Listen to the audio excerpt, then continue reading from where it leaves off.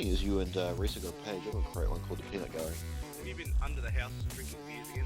My logo, Keegz' logo, and then like a peanut. Oh, I wonder if there is a picture of a gallery of peanuts. Under the house. Yeah. Under the house. What do you think that he's having beer bottles under his house? Good evening, good morning, good afternoon, everybody. My name's Keegz, and welcome to podcast number 26 on the 31st of August 2015. I had to think about that. Yes, got it right. Today we're joined with Xenon once again. You and Risa got a page. I've got a great one called The Peanut Gallery. Hello. No, okay. Xenon's here. He's not Sorry, talking. things are Pugsy. playing. I don't know where they're playing. God damn it. Oh, God. I have this problem every time. Oh, I know where it fucking Under is. the house. Damn it, the chat got me again. Alright, Xenon's already having Sorry, technical I'm issues. here. Yes, it is working. There we go. It's all fixed. We're all good. It was playing the music Pugs is twice. also here, who isn't having technical difficulties. No, I don't create technical difficulties. It's much easier for him. Yes. We've had a bit of a break for the last fortnight because there was pretty much no fucking news. So we've come to this month with slightly more news. There still wasn't a lot of news on Only really, was slightly. there? No, it's been a very quiet month considering the amount of things have been happening and still Yeah. nothing exciting's going on. I mean, it's all sort of, it's news that is like, it's neither really here nor there. It's sort of like, we're doing the best we can, but like even the news items we've got are the best of a bad bunch. Right, there's no dirty stories or anything, which is sad. No. Keegz needs to be a lot drunker for We're these gonna dirty have to stories. fire our informants. Yeah, that's right. We need to start rumors and shit. Make things more interesting. All right, so But anyway, what shall we start with? that. Oh, actually, we first. you started the schedule. Fuck. I have the schedule. Yeah. Jeez, man. Okay, so we'll do a quick Q&A at the end. So if you've got any questions, hit us up in the chat, or on. You can follow them to us on Twitter if you like. At the Twitter handles on the screen, and our first. Actually, we're doing headlines first. So let's skip straight to the headlines. First headline is Fig gives customers opportunity to profit from crowdfunding. I know almost nothing about this apart from the fact that I read the headline. I wasn't ready for this. I thought we were doing something else. Okay. Well, we can't do the headlines at the end. That's crazy talk. Well, yeah, all right, fine. Okay. And luckily, I remember most about this. 'Cause, I will take the reins on this. Fig is basically Kickstarter, but they offer I guess a special thing for backers to a certain amount. If you back so much, you actually become a partner in the business or in the development team. So any profits that are made out of the game, you get a share of. So you're basically buying shares in the company, really. So it's like crowdfunding, but how a lot of people assume crowdfunding works and doesn't actually work at all. This It's is traditional crowdfunding. Yeah, this is crowdfunding with a return. The return being So more than But the game it's that you more buy. of an investment in the company rather Yeah. than buying a game. Yeah. Well, it's an investment in the basically. game. Like they're basically selling shares to a company that they haven't established yet, really. Well, it's not even companies. It's just for that game, isn't it? For the game that whatever game. they're selling. Yeah. Yeah. I mean, I think this is a better idea for the developers, kind of. However, I feel that this will end up in quite a lot of legal battles. Yeah. Yeah. If you spit a bunch of money into this game and this game, like if you put that much money into a game or this development team, you want some kind of control to know that you're going to get the return back. So if they're saying we're going to do this, this, and this, and this, and then they don't do one of those things, and you're like, hey, I gave you this much money and now you're not doing it, I want my fucking money back. Which is, quite a lot of crowdfundings have already done this kind of thing where they promise these sort of goals and haven't met them. If you're this invested in that company, you're going to want to make sure they meet those goals. Yeah. Because you want the money back. So you're sort of over investing. Yeah. I mean, how do you? I don't think there's any legal. I don't think you're signing a legal contract for them to be, like, say if the game does well and you get 0.01% of the profits, then that's great. But if it doesn't do well, I mean, I don't think they're legally entitled to pay you anything. Even if it does do well, still don't think they're probably legally entitled to pay you anything. Yeah, and that's kind of the issue. And one Kickstarter that sort of brings up a big issue for a lot of people about this is the UI, or whatever it is, the Ouya. When that started its Kickstarter, everybody jumped on board. Wait, was it Ouya? Yeah. When that jumped on board, and there was, I can't remember what it was, but there was some sort of backing behind it that at a certain level you got some kind of return from it, or some help in development.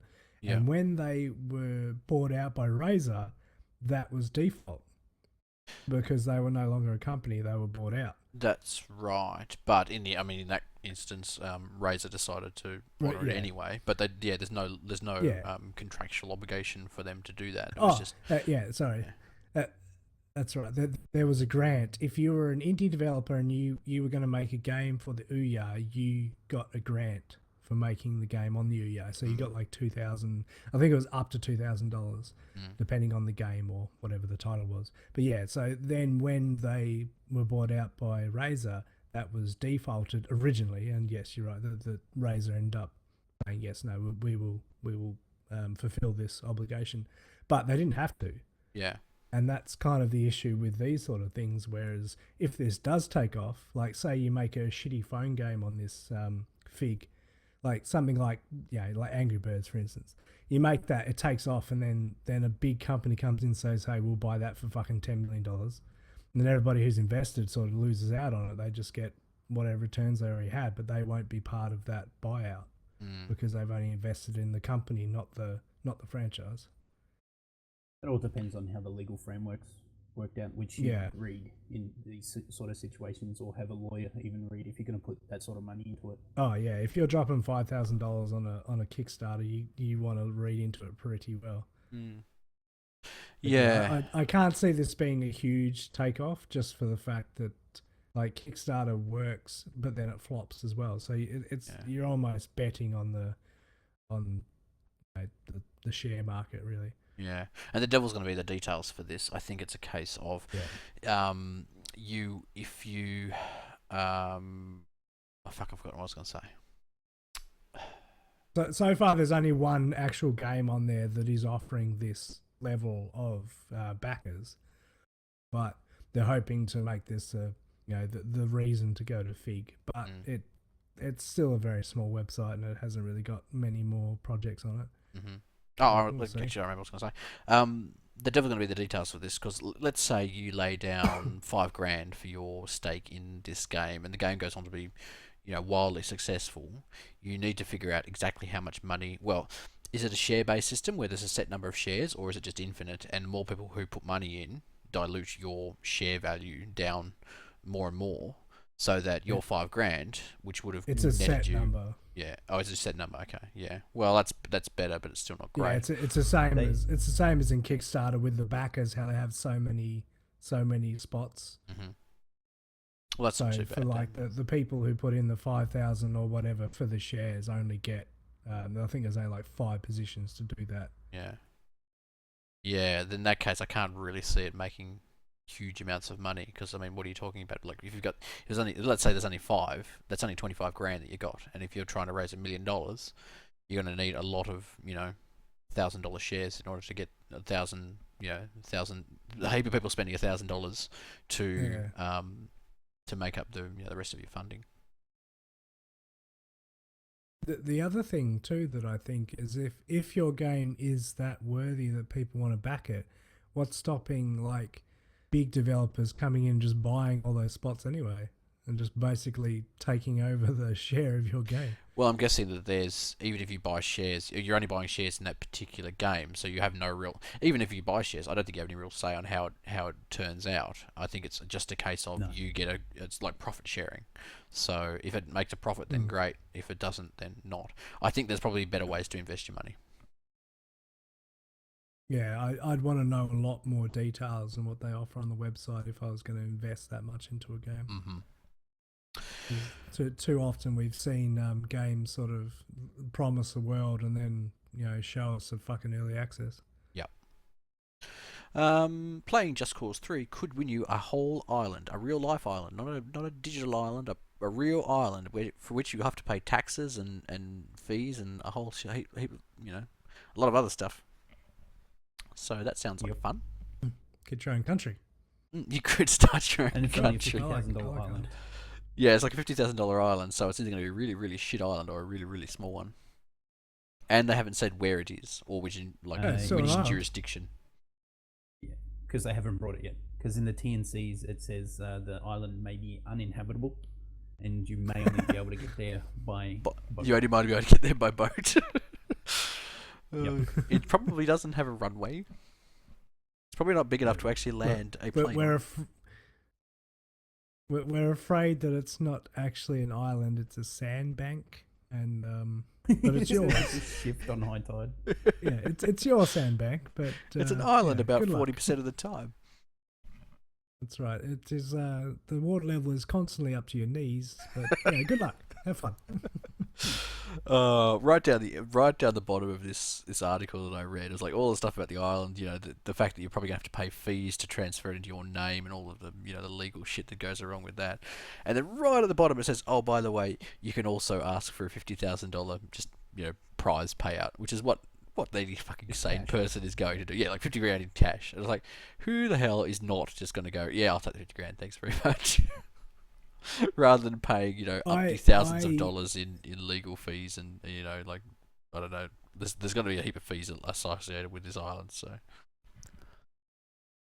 I'm recollecting an old story of, I can't remember what it was. It was like fucking Monopoly or McDonald's or something like that. And they offered whatever prize, and it was an elephant or however much money. And the guy that won, like, they said, oh, here's the money. He goes, no, I want the elephant. They're like, well, we don't actually have an elephant. And like, he took them to court to the point where they had to get him an elephant. And it costs them four times as much as the winning money to get him an elephant. I think at some point... He ended up donating to the zoo or whatever, but yeah. I think at some point, if you go... Like, if you... Say you won, and you said, oh, no, I like the island. At some point, somebody's going to take you aside and say, look, this is going to cost you 100 grand to get this island. And it's like, well...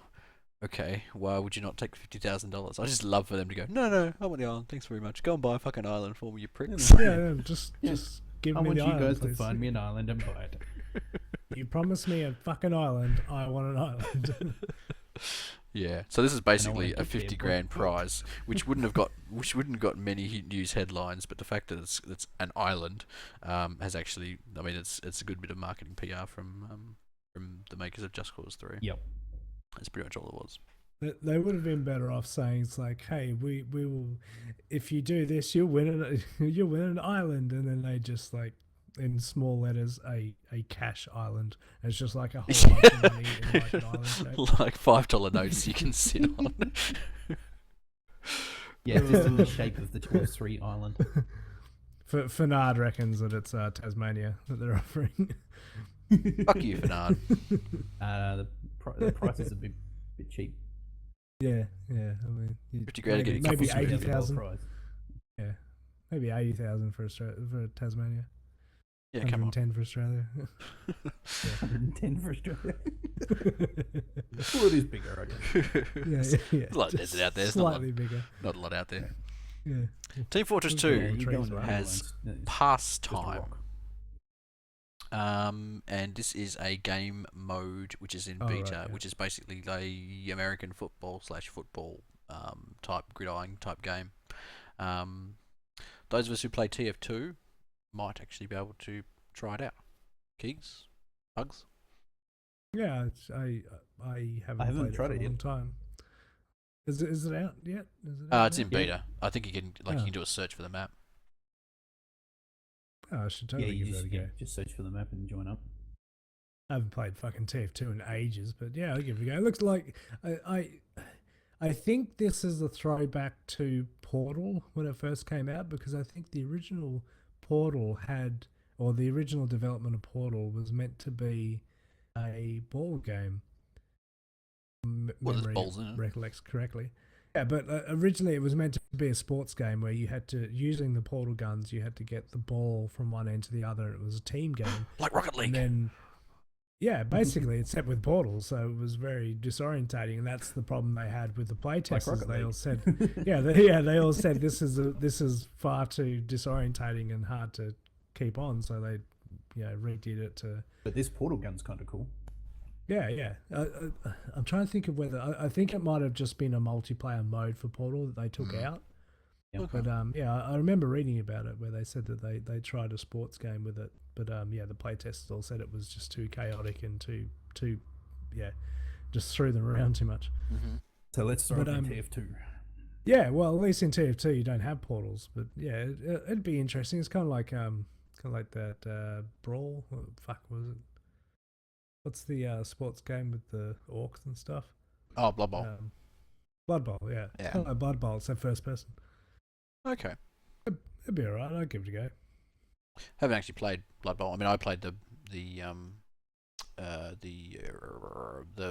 actual tabletop thing that it's based on, but not Blood Bowl itself. Oh yeah. Yeah, because Blood Bowl 2's just come out, I think, and I wouldn't mind giving that a go. It's like a pretty fun game. But anyway. But yeah, I think from memory from reading about the TF2 thing, if you've got the ball, you can't shoot or whatever, but all your teammates. But you can. walk. I think you run slightly faster or something like that. So I mean, it's an interesting concept. Yeah, but you get a speed boost, and the location of all your teammates and enemies are highlighted around you on the map. Okay, so it'd be kind of like the intelligence mode where you have to capture the intelligence set with the ball, and you have to get it to the other end, I guess. I guess so. Something. Yeah, sort of. Because that's kind of like capture the that, flag. Yeah. Because once you grab the intelligence, you're faster anyway, but you can't use a gun. Anyway. YouTubers are promoting games that they have a stake in and may get sued or in some sort of legal wrangle. I think there's three in particular. Silly Nanas, the silly Nana. Yeah, Nanas and Vanos, and then These are all people I've never heard of. I think this.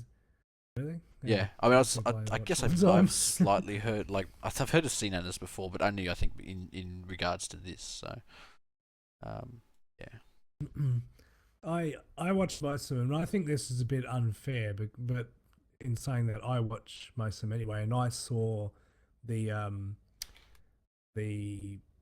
basically the video saying that we're making a game and blah blah blah, we're involved in this and blah blah. If you see videos about this, then we're basically telling disclosure video saying that they were. But they've only done it in the one video, haven't they? Yeah, and I can understand that part of it is that okay, so they've said it once before it came out, but now that it's come out, they don't say it before every video saying disclosure, we are part of this game.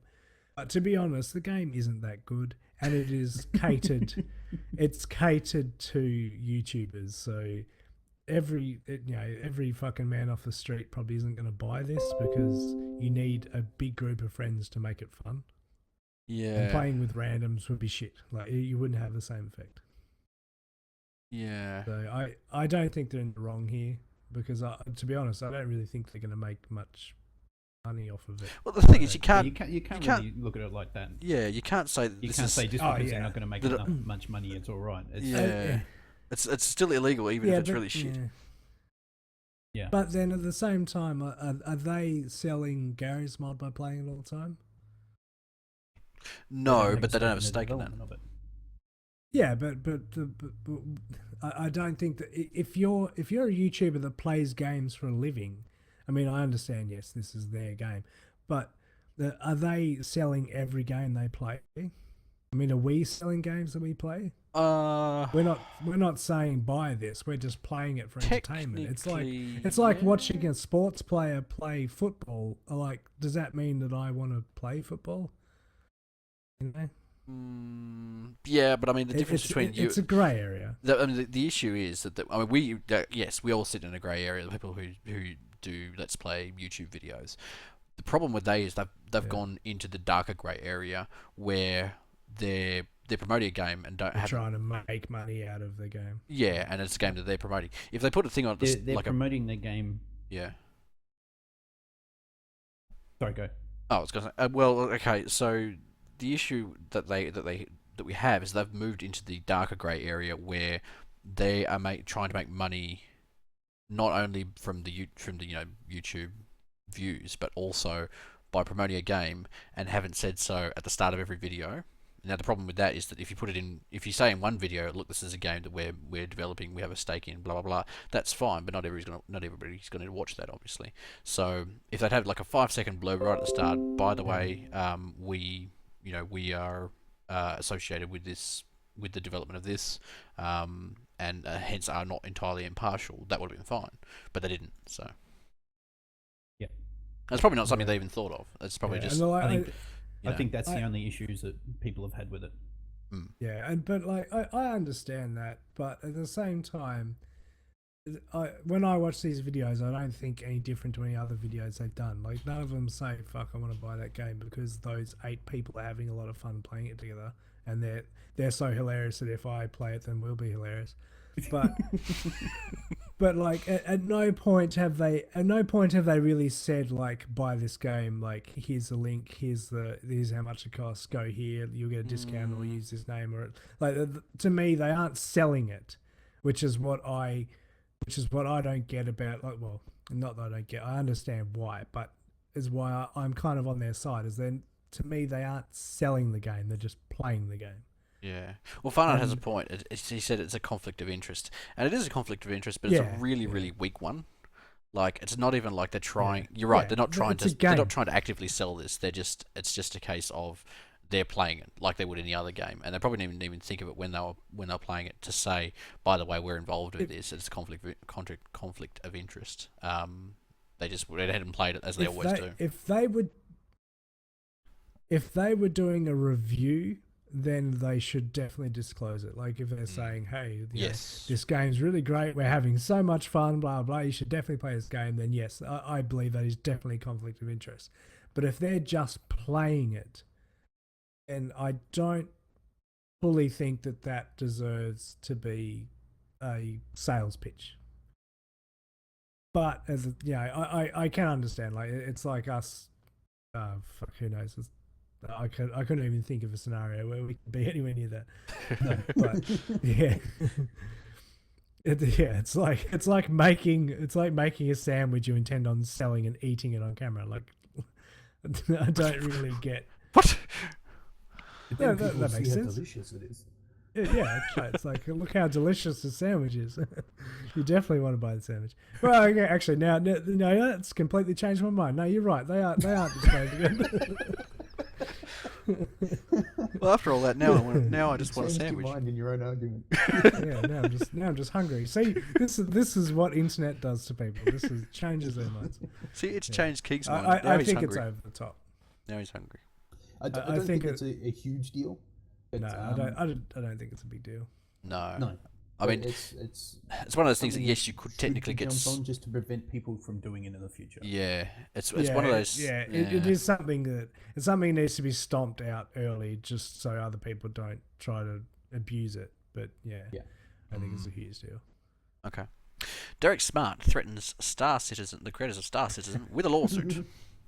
Go, Derek Smart. Desktop Commander. Get those people on your side. Oh dear. Fucking Derek Smart. I have no idea of Derek Smart, but I immediately disliked him after reading that article. Derek Smart made a game. Well, he's made quite a few games now. He made a game way back in the day. I can't even remember what it's called. It was Battlestar Commander or Battleship Commander? So, yeah. Battleship Commander, like 3000 AD or something shit like that. Mm-hmm. And it was basically like, it was 20 years ago early access, but he sold it on the shelves. And because I think my dad bought it actually, and I tried it. Yeah, because I actually played it, and I got it, I installed it, and I played it. And you like just sort of spawn. You're in first person. You're on this planet, and it doesn't tell you what to do, and you're like, oh, okay. Then you get this manual with it. And it has like a fucking full keyboard layout where F1 is like get in ship fucking Control Shift V is start ship or something like ridiculous like that. Like the keys are absolutely bonkers. The game doesn't play well. There's no way to do anything. Like you have no clue what you're doing. There's no objective. There's no tutorial. And this was years ago for like $40. And now he's back at it again and has been ever since, except he's jumped on the early access train. But I think this whole thing was about him having a go at Star Citizen for their funds. Lack of transparency, I think it was. Yeah. Yeah, he doesn't believe they're using their funds properly, and needs to show people where the money's going, all this shit, to the point where they just refunded him without him asking for it. They just gave him his money back and said fuck off, like, basically. Look, we're sick of your shit. Yeah, it's like, here, if you're someone else. If you're unhappy with how things are going while being a backer, here's your money back. Yeah, it's like it's the old Kickstarter problem where people pay money for something and then think they're entitled to know everything about what's going on at all times. It's like, no, it doesn't really work that way. You're paying money on a promise of getting a game or whatever tier that you've backed at. That's as far as your say goes. Basically, if you can't piss that money away and throw it to the wind, then you shouldn't be spending money on Kickstarter, because you don't get anything apart from what it says in the tier that you purchased.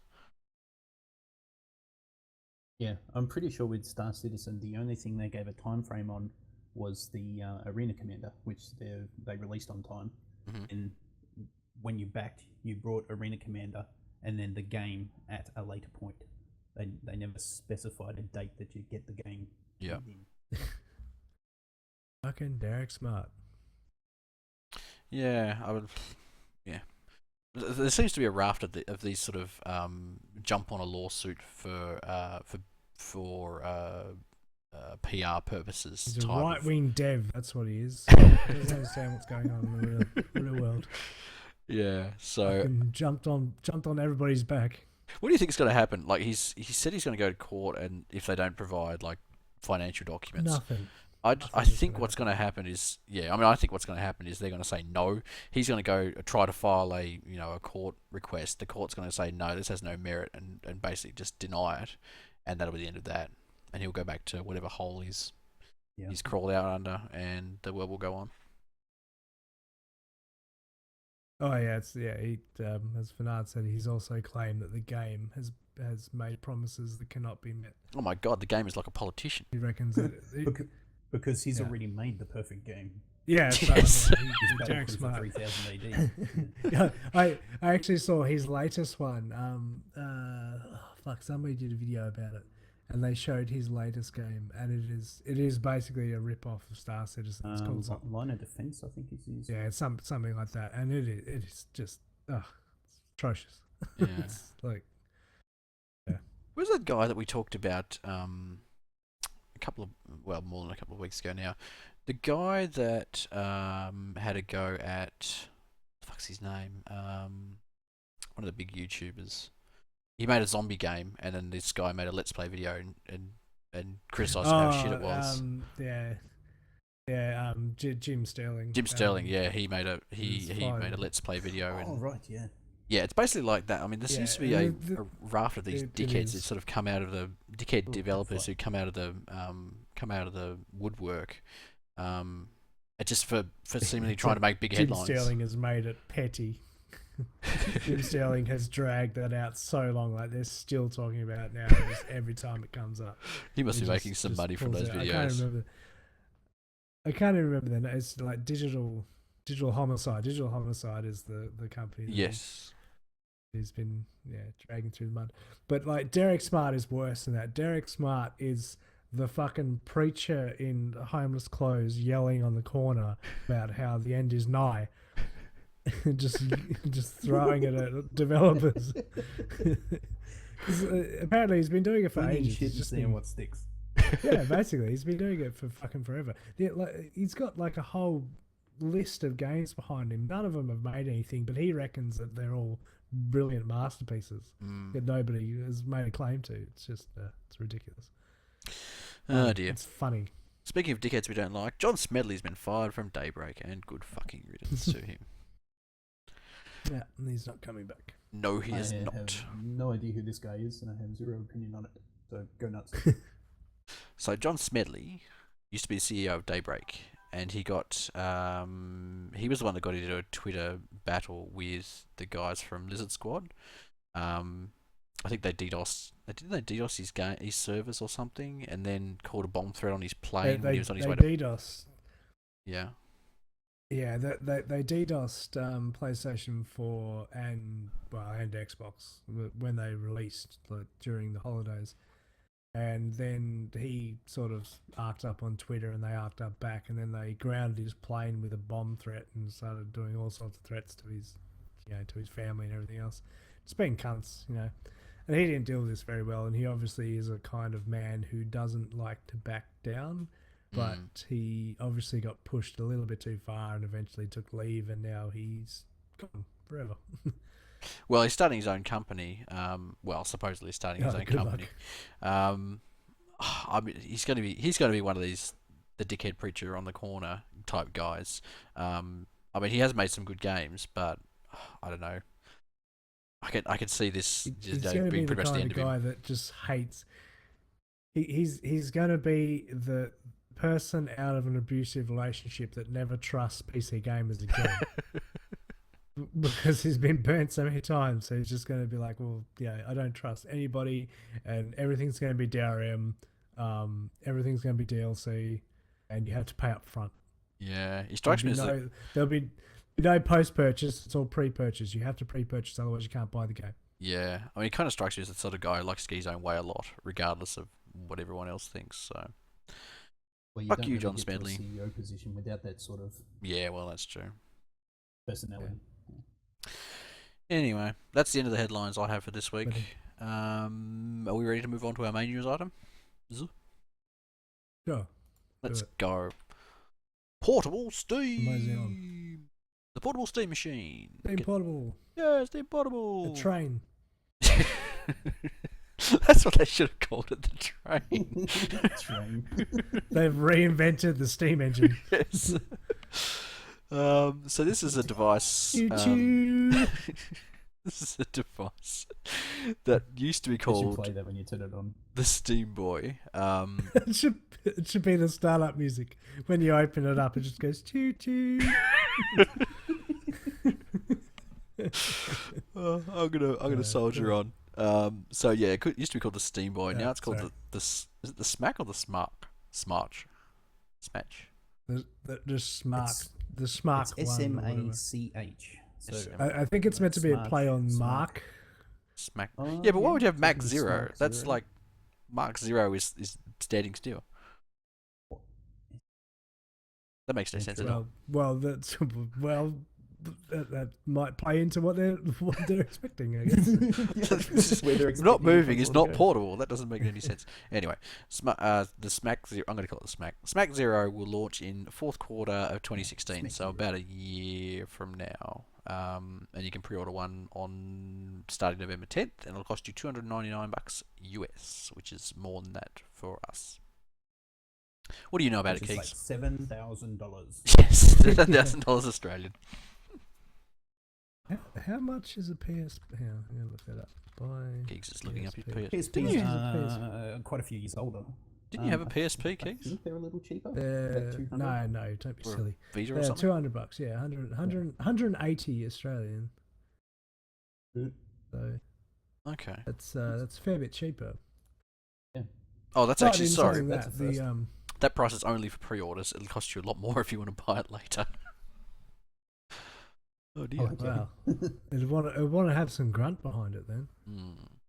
4 But gig RAM, 720p touchscreen, HDMI output, Bluetooth and Wi-Fi connectivity, 32 gig internal storage, and it runs Valve OS. Yeah, the Steam OS. Wait, 32 gig. So I could fit maybe 3-4 games on it. Well, I don't think you're going to be playing stuff like GTA on it. I think Well, it's then why probably. am I paying fucking $400 or whatever? I think well, for a start, you're limited to the Steam library because you're running Steam OS. Sorry, not the Steam library. Yeah. The reduced Steam that- library. That's fine. I mean, Steam has plenty of games, but if I'm running 720, like it better be fucking 60 frames a second. I want to at least be able to play. Well, fuck. What can I play at that? CS:GO. What do I want to play? CS:GO. I want wonder at least be able to play CS:GO on the train. if I could play Rocket League on it. Fucking oath, I'd never stop playing. You probably could. I mean, you'd Rocket be able to League is a take it console everywhere. game. Oh my god! Except you'd need a Wi-Fi connection. Yeah, That's true. Oh, that's true. Well, you could get like a. Well, I wonder if it. Yeah, I wonder if it lets you use the fucking SIM card or something. But then, who would you be connected to? Like, you'd have to. Yeah, you'd have Well, to you have could- a data plan. You could pair with your phone. I Pair it with your suppose, phone, maybe. yes. But I mean, Yeah. I don't think it's probably not meant for Yeah, it has multiplayer. Bluetooth and Wi-Fi. So. Yeah. Yeah, I don't know because like, I couldn't imagine any games like that I'd really want to be playing on the move for that amount of money. Yeah, I don't. I mean, I drive you everywhere. play So Mount Your Friends. I was going to say, I drive everywhere, so I'm either at work or at home, and I'm driving in between. So there's not really anywhere Yeah. for me to play. Like I don't sit on the couch and watching TV and playing, you know, like a Game Boy like device. Well, yeah, that's right. I've got a console and a PC. I mean, like if I'm really bored, I might play Trivia Crack on my phone, but I can't imagine. Well, even when I was stuck on a train for 2 hours a day, I never really wanted to play a game. I could sort of just no see music. that. I could sort of see that happening. I mean, not me personally, but But that's I've just got- my yeah, I mean, I've got friends who, you know, obviously take the train to work, and they mostly dick around on their phones, or I think he's got a PlayStation Vita.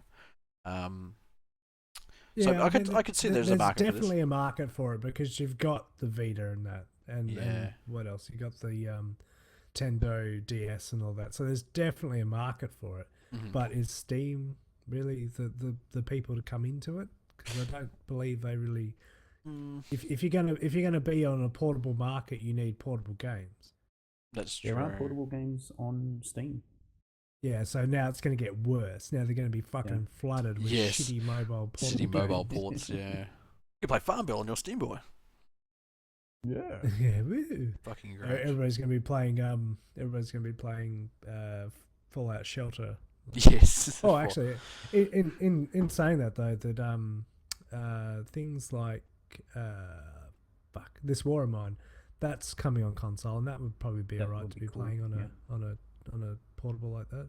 I mean, there are a few games, I guess, that would work, but you're coming from the Steam PC gamer master race mentality to a mobile device where everything's small, the resolution's low, frame rates are low, so it's more about gameplay. And I don't know that the market's really like that. That's not really the Steam market. They're gonna have to invent a market with some killer games, in order to make this work, I think. I think they're trying to stretch themselves a bit far. I mean, they've got the Steam boxes now. They've got the Steam Portable now. They've got the Steam VR. Like, it's a lot of content they need to fill to meet all Well, these markets. That's true, but I mean, they don't have to actually persevere with any of this shit. The good thing about Valve is that they have an essentially infinite supply of money, so they can essentially just do what Microsoft does and Yeah, but- throw a lot of shit out, and if something works, then great. If it doesn't work, then they can always drop it, or they Yeah, can just but keep you know. The problem is, and this is the showstopper, is that with all these things, is that we're relying on fucking early access or Steam Greenlight to fucking flood all these things, which is already a train wreck. Yeah, Well, that's I just don't- with those games, though. I mean, Yeah, but you're could you imagine how many mobile fucking games are going to be flooding Greenlight now to meet this? Because there's a lot of money, especially if there's like pay a to win fisher. thing. Yeah, those sort of fishing games where they just make you pay this much. It's and only you can kill 50 these unlock. cents. Yeah, that's right. And this is like there's already 7 times a mobile day. games. There's already mobile games on Steam. Mm. Let alone fucking adding a portable device to it, which is You gonna be know- aimed at kids. You know what Steam needs is a minimum cost filter. So you can go, any games less than $5, don't even fucking show me. I don't want to see them.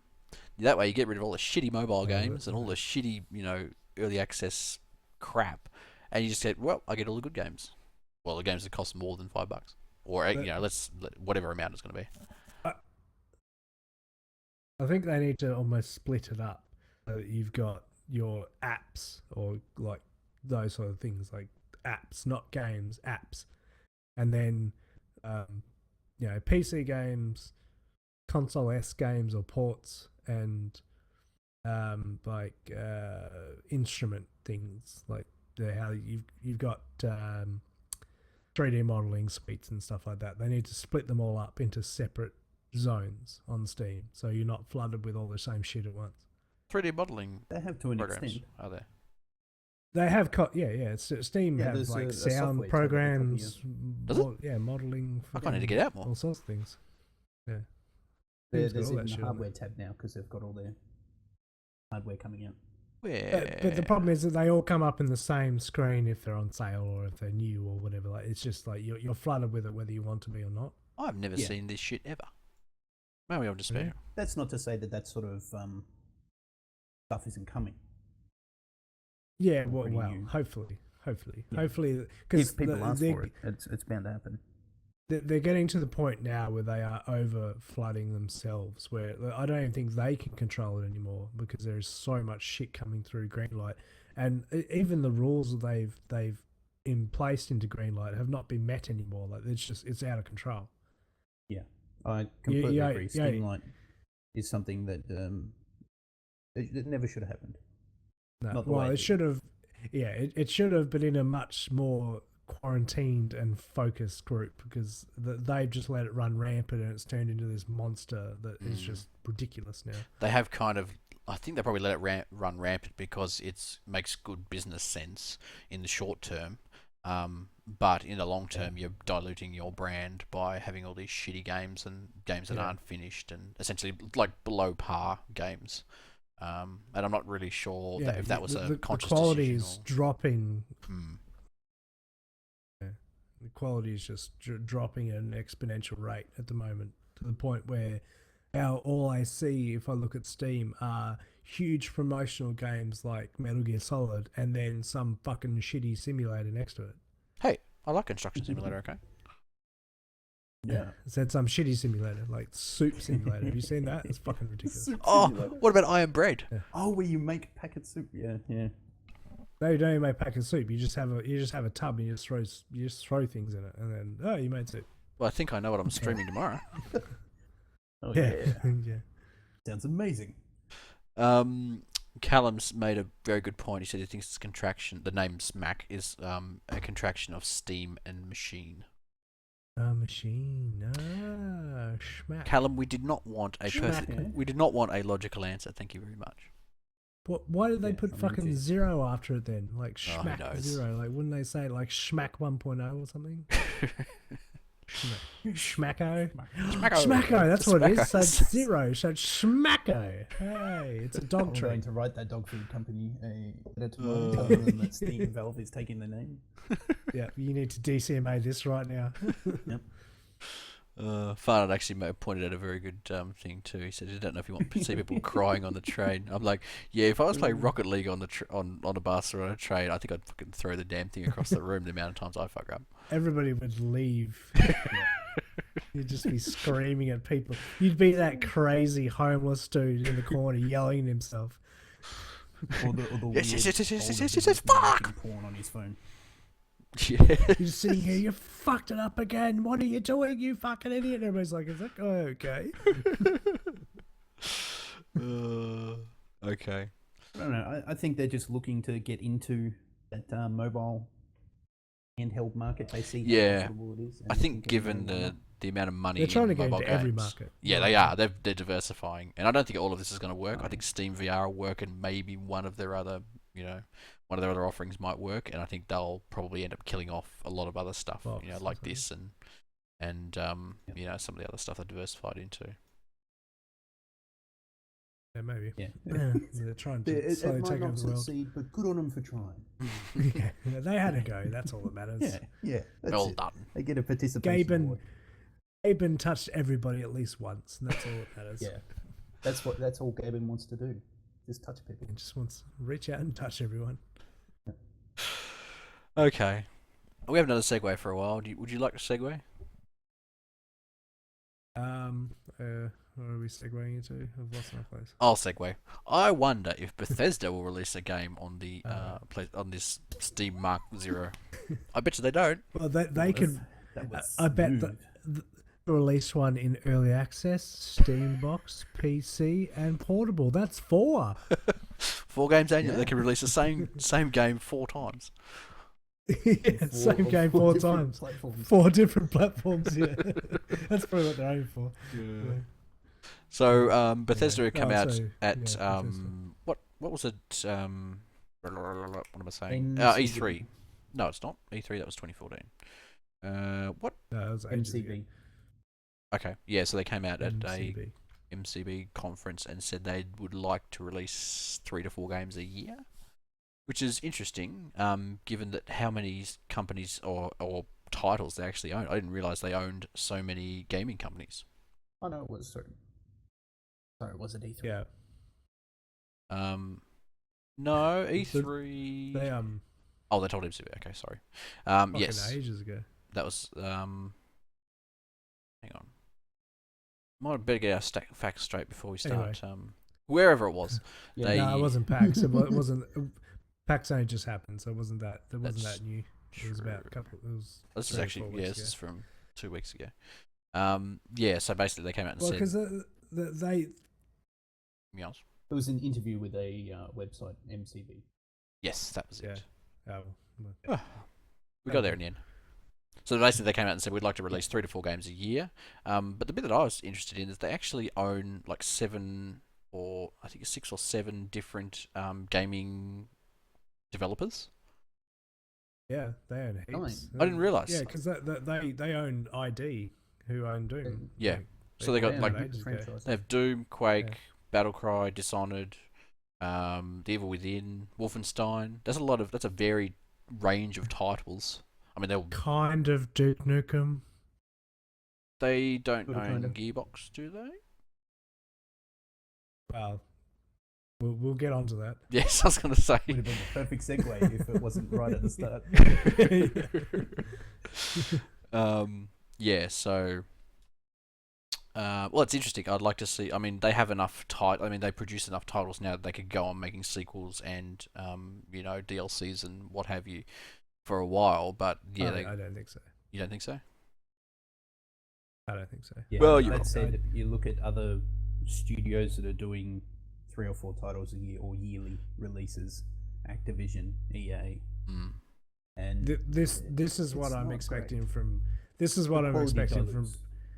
This is what I'm expecting from Bethesda if they decide to rip out 4 titles a year. We're going to have Fallout fucking 4.5. We're going to have Elder Scrolls Online 2, even shitter and better. We're going to have Doom. We're going to have Doom fucking 2016. It was like DLC for the Doom that's just coming out. Yeah.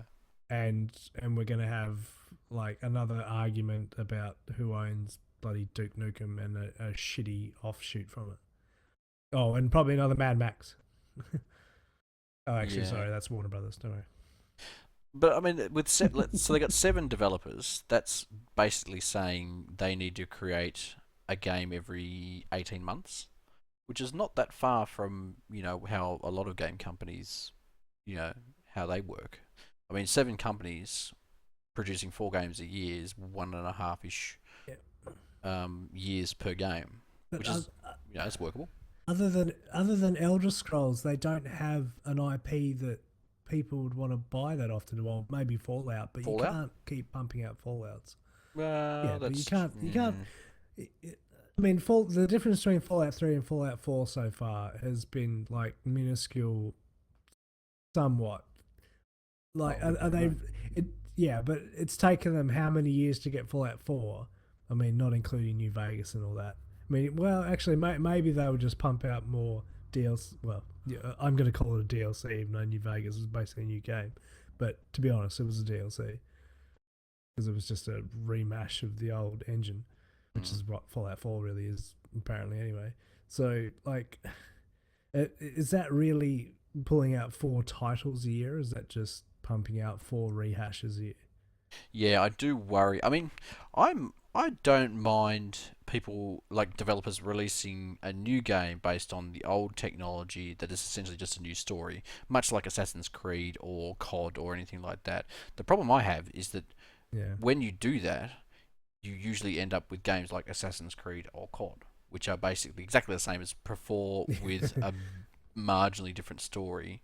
Given that it's these are huge, huge titles, huge releases.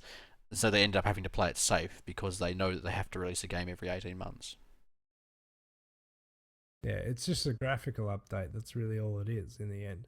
And unless Bethesda pull out a new IP, which I hope they do, because they do make great games.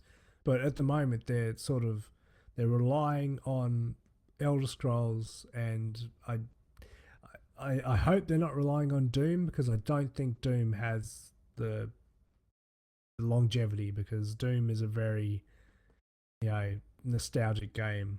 Even looking at a new one, I'm like, I'm going to play that, but I'm probably going to play it for a couple of hours and go, well, that was fun. The problem with Doom is there's no substance to it. I mean, that was there is 20 years ago when Doom, the original Doom, came out. There was nothing else. There was nothing else, but at the same time, it was marketed at younger people. And also there wasn't a lot to compare it to, so you didn't know what made a good game in terms of gameplay and story and what have you. Now that I fear that what they're going to do is make Doom like Wolfenstein.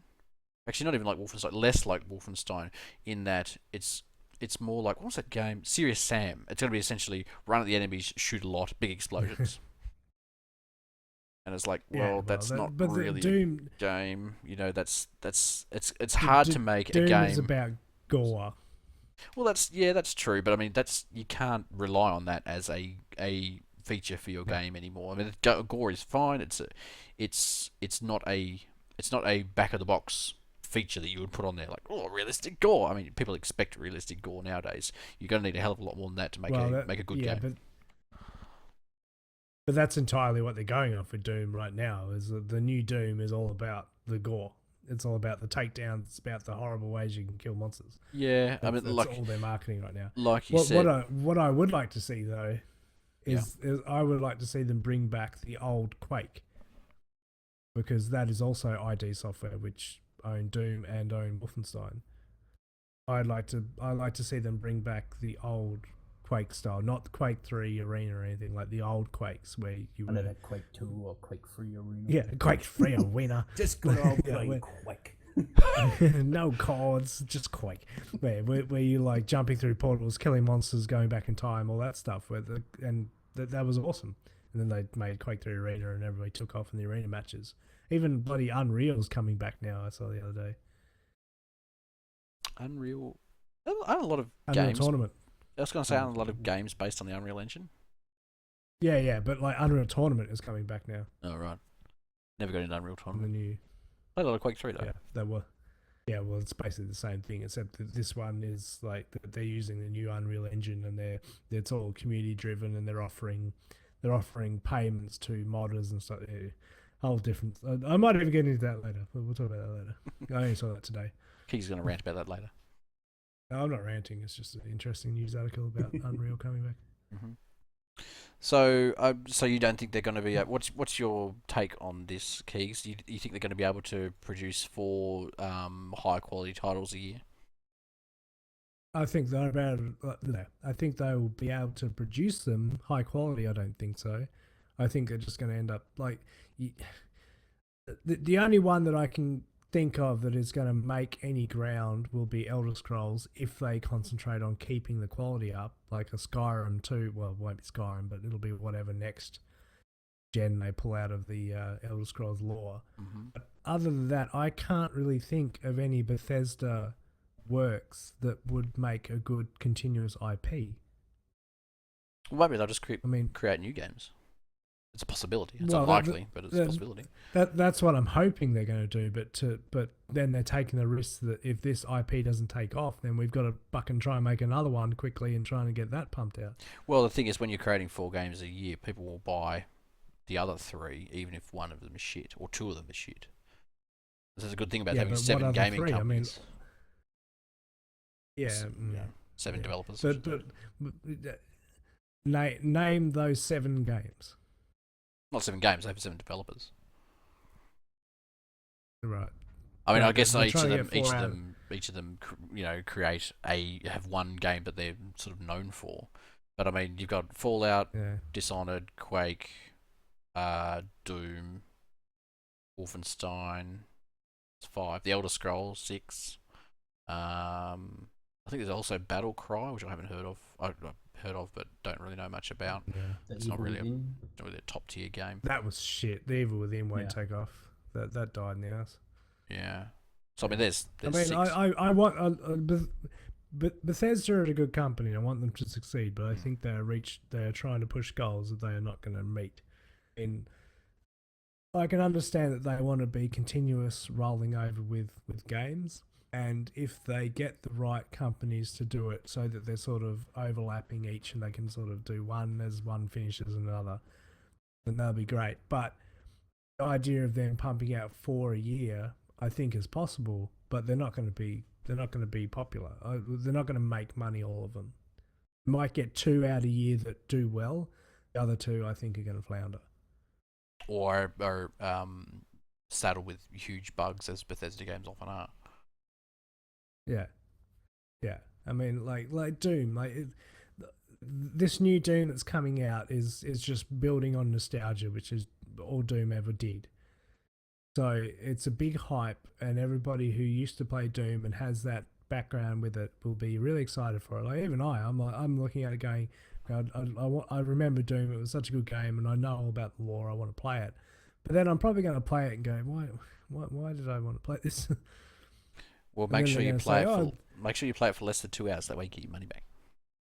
Yeah, but then they're going to be like, oh, and the next year they'll be like, oh, the next Doom's coming out. Then I'm going to be like, no, I don't know. You sort of ruined the nostalgia in the last one. Yeah. So you reckon they go into the Assassin's Creed method where you just pump out a title with a new label every year? If they can get a title that everybody wants, like Dishonored is probably the one that they could probably continuously pump out that people will continue to buy if they keep up the same standard. Because Dishonored had it was a unique style, it had a good story, and it was an interesting way to play. So that could keep going as long as they kept it fresh. But other than that, I can't. Other than Elder Scrolls as well could continue, but I can't imagine them pumping out a new Elder Scrolls every year. Mm. You mean Maybe like 4 years? Like you're not the Elder Scrolls Online. You mean like Skyrim? Like Skyrim. Like, a new Skyrim every year. The year. next version of Skyrim, everybody's going to buy it because Skyrim was fucking amazing, and everybody's going to buy the next one. But they are not going to be able to pump one of those out every year. That's going to take 4 years alone. Although one thing, one fanart said in the comments, it takes more than 16 months to create a new IP. That's very true. But when you've got 7 companies developing technology, you can actually borrow from each other's companies, like Rockstar did with the facial tech in what's that noir game called? Noir, LA Noir. LA Noir, yeah. They borrowed the facial technology from that because they own the IP and put it into GTA. That's a case of them not having to do not having to develop the technology or taking shortcuts essentially. The problem with that though is that LA Noir, even though it had that great technology and it was a good game, didn't do very well. But they took the good parts out of it and put it into GTA. So, just to make amends of the amount of money they spent on it. And I think that's the same problem with using like this many developers as well. They can't all work on one single game. So they've got to be working on 7 each basically just to try and meet demand and try and get these games pumping out and hopefully make money off of at least say 3 to get a return. And I think it's a big ask, and I'm sure they can do it, but whether they make money off it or not, I don't think so. And with saying about the new IPs, it's 16 months to make a new IP, it probably would take. The problem is it's going to take another 12 months to market it enough that people want to buy it. And then if it doesn't meet demands or the reviews are shit, then all that time's wasted anyway. That's true, but you've still developed the technology, and you can always make a new game. I mean, fucking Assassin's Creed do it every goddamn year. People buy the shit out of that. Yeah, but they're Yeah, and look at how good they are. yeah, but even they're dying off. I mean, their last one, like they just made money on it, but it is at the tipping point now. Like after the last release, that if this game isn't perfect, they're going to lose more and more people every time they put it out. Okay. And people are getting more catched on. I mean, fucking look what happened to Batman when that came out. The latest Batman, that got fucking destroyed. Like people ripped that apart. It's to the point where they took it off Steam because people were so annoyed with what happened with the release. Is that back on? Is that actually been re-released No. again? No, Is it no, still? They haven't finished patching it yet. Oh, I wonder if it'll ever come out now. Yeah. Yeah, Oh, fuck. yeah. And somebody just said that about also running the risk of flooding the market. That's the other thing, is that you spend 18 fucking 24 months building this game, and you're like, okay, so everybody says that dinosaurs are going to be the thing now, so we're going to make something around dinosaurs. By the time it comes out, 80,000 other games, like the zombie thing, 80,000 other games are about dinosaurs. By the time your game comes out, everybody's like, I'm fucking sick of dinosaurs. Well, And- that's the case regardless of how many games you're making. Yeah. I mean, right now, space sims are just flooding everything probably because of Star Citizen, because they got so much backing, there was so much marketing behind it. Everybody wanted this to happen, that everybody's trying to cash in on it now, and they're all riding the train. And the same thing happened with DayZ. Once that got huge, just zombies just flooded the fucking market, and it happens every time. And that's one of the risks you pay. You need to meet a deadline, because if you're too late, then by the time your game comes out, it's irrelevant, because everybody's sick of it. People, but if you make a good game, even if like you're on the tail end and people are moving into the next thing, people will still buy your game. No, no. Like, what was the zombie game where you could like parkour and stuff? Dying Light. Dying Light. That came out too late. That would have made a fuckload more money, but it came out too late. It did okay. I mean, they got their money back. They made a bit of money, but they came out so late.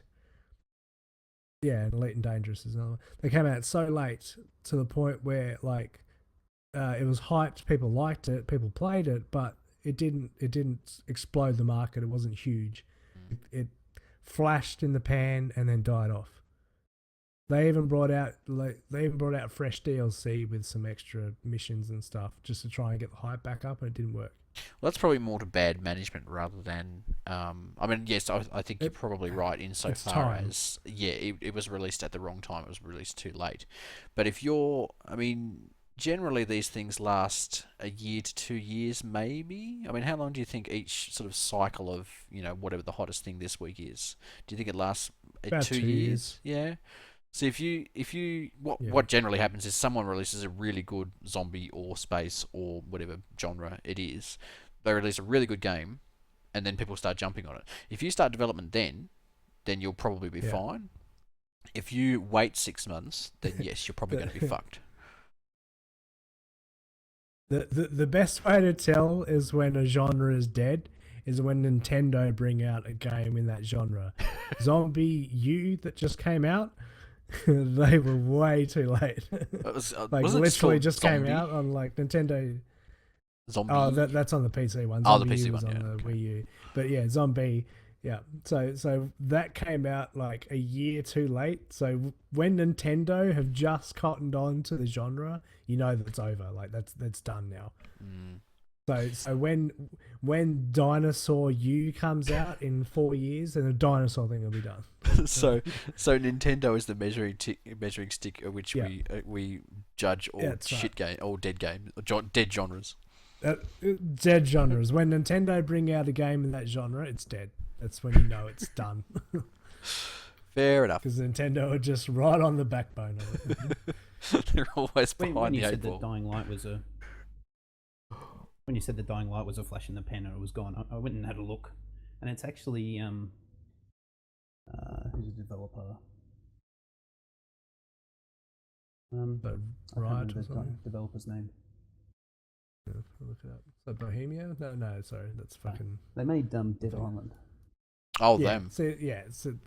That's the other problem is that they. but it's they're actually just- their most popular title. yeah, because Dead Island was 3.2 shit. million copies. Dead Island, Island was fucking horrible. It was a really shit game. That was a game I really wanted to like, and it was awful. Yeah, Dead But Island was 3.2 fucking shit. million million sales, like units sold. Oh, that's in quite a lot. 45 days. That's pretty good. Yeah, but they came out too late for it though. They would have. I'm not saying they didn't do well with it, but they could have done extremely well with it because the quality of the game compared to the time it was popular, it should have been much more popular because everybody was done with the zombie genre because like H1Z1 had been out, fucking DayZ had fucked everybody over. Yep. Every other fucking zombie game you can think of was out. People were just bored of it, and then I think Ark came out not long after, and that's when everybody sort of jumped on the new On the bandwagon dinosaurs. on the dinosaur bandwagon, and Elite and Dangerous and all that sort of thing, the space sims. So, yeah, I mean that's my personal opinion. I'm not saying that they flopped. I'm just saying that they could have done much. But I think that it was a really, really good game, and it should have done much better. But because it came out when it did, it fucked itself. You've got to be out at the right time, and you've got to be on top of the new craze, which is hard for anybody. I've kind of forgotten even. You essentially have to be 2 years ahead of the curve. Yeah, but that's what these marketers do anyway. Like when we were talking with I can't remember her name. It was on the podcast. Who works? Paladin. Yeah, Paladin. Because she was talking about her marketers, like they always know what the market is, estimated to be doing, and they're usually pretty right. So they have a bit of an estimate of the upcoming climate of the market. Yeah, but you've got to be onto it quick. Yeah, I mean, you guess you have to. The thing is that these genre, surges are cyclical. Because I remember the previous zombie sort of, incursion with the original Left 4 Dead, and then with Left 4 Dead 2. Zombies were really popular for a while, and there's a bunch of games made, in the zombie genre. And then when Left 4 Dead 2 came out, oh my god, the zombie resurgence was rife again, and then it died off. And then we're right on the tail end of another one. Yeah, I think it's changed though I think the zombie thing sort of came at the right time, just as it moved into like not so much massively online multiplayer, but massive server populace. The zombies were perfect for that role, and then now it's sort of moved into dinosaurs more. And sort the of dinosaur like, things are Reign of Kings and things like that. Yeah, I mean the dinosaur thing, I don't think is going to be anywhere near as big as say what DayZ did for zombies. No. I think it's going to be much smaller. I think yeah. The dinosaur thing is pretty much already over before it started, and mostly because the space sim is so big. And then now it's also moving back into medieval again, with some of the big games coming out now, like Life is Fuel and that other big one's coming out. Fuck, I can't remember it, but I'm really excited for it. I'm excited, but I can't remember what it's called. Completely gone, but it's got like realistic combat, and like it's not like you're not the king or anything, you're just an average pleb. Right. What is it called? Like Kingdom Come or something. Kingdom Come, yeah. Kingdom Come, and then it's got a name after it. Deliverance. But yeah, Deliverance, that's it. Yeah. That's a big title coming up. But Space Sims is definitely on everybody's mind at the moment, waiting for Star Citizen. Is it just because of Star Citizen, or are there a bunch of other sort of like big titles coming out that people are looking forward to? Well, Elite and Dangerous jumped on. Well, not jumped on. That's not really fair on them because they were starting around the same time. They just got their game out earlier, and it's a much smaller scope game for that, for that reason. It's still a pretty huge scope. Oh, it is a huge scope, but compared to Star Citizen, come on. Yeah, it just doesn't have the backing that Star Citizen does. I mean, Elite and Dangerous has, in its own right, its own following. Everybody loves it. I think everybody's trying to. This is like the big jump to the future tech, really. So everybody who used to play Eve and stuff are now sort of going, and with the MMO, yeah, and with the big jump in tech with MMOs, I mean, like Warcraft is dying. Warcraft is nearly dead now. It's down to like its lowest point of like 4 million concurrent or something, when it used to be at like 12 million. There's still a lot of people playing, but yeah. Oh, It yeah, is, but they're losing people daily. They know that it's over, and they were expecting it to be over. I mean, nothing lasts forever. Yeah, that's the thing. Is like they've had a damn good run, and they made a fuck ton of money. Yeah. So now you've got what? So we've gone from 12 to 4. So you've got 8 million MMO players looking for an MMO. I mean, because it was Warcraft, they're probably not going to be as interested. Legends. That's not MMO. Have you seen Eve Online? It's essentially the same sort of gameplay. What, MOBA? Just fucking click. Yeah. Most of them have gone to fuck knows. There's so many MMOs now. Doesn't They've even died matter. in their basements. Yeah, and so many Korean MMOs have come out now into the Western world, which are like ridiculously good compared to WoW and stuff like that. But I've completely lost track of what we're even originally talking about. Something about Bethesda. Bethesda. We're talking about Bethesda. Bethesda, of course. And their plan on multi-year How did we get to releases. Korean MMOs? What the? I don't. That was a damn long tangent. That was. I'm sorry about that. But I think Bethesda, as a publisher, would be able to deliver 3 or 4 games a year, if that is even their ultimate. They're going to do it goal. Yeah. It may just be that they've said that they want to release more games. Yeah. They had, what was it, like 4 games in 2011 and then nothing until this year. And they might just want to avoid that. Yeah, I think it's because they're releasing really good games, but the cash is all coming in once every 4 years, and I don't think they really want to go back to that.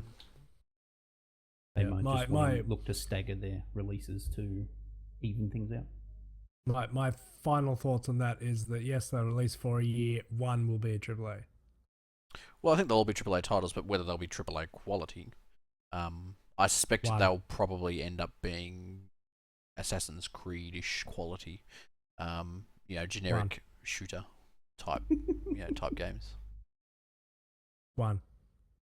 I'm gonna mute you now, Keegz. Moving on. Yeah. Be Doom VR. Yes. All right. 16's arrested in relation to Lizard Squad attacks. Keegz, go. Rabble.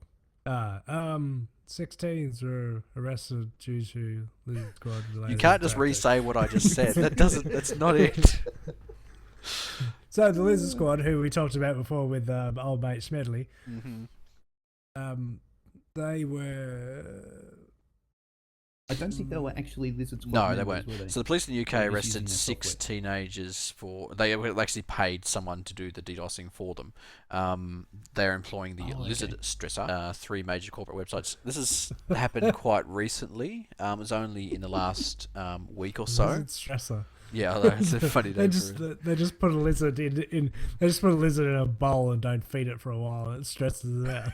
Shake the box every now and again. He gets no cigarettes. He's all stressed out.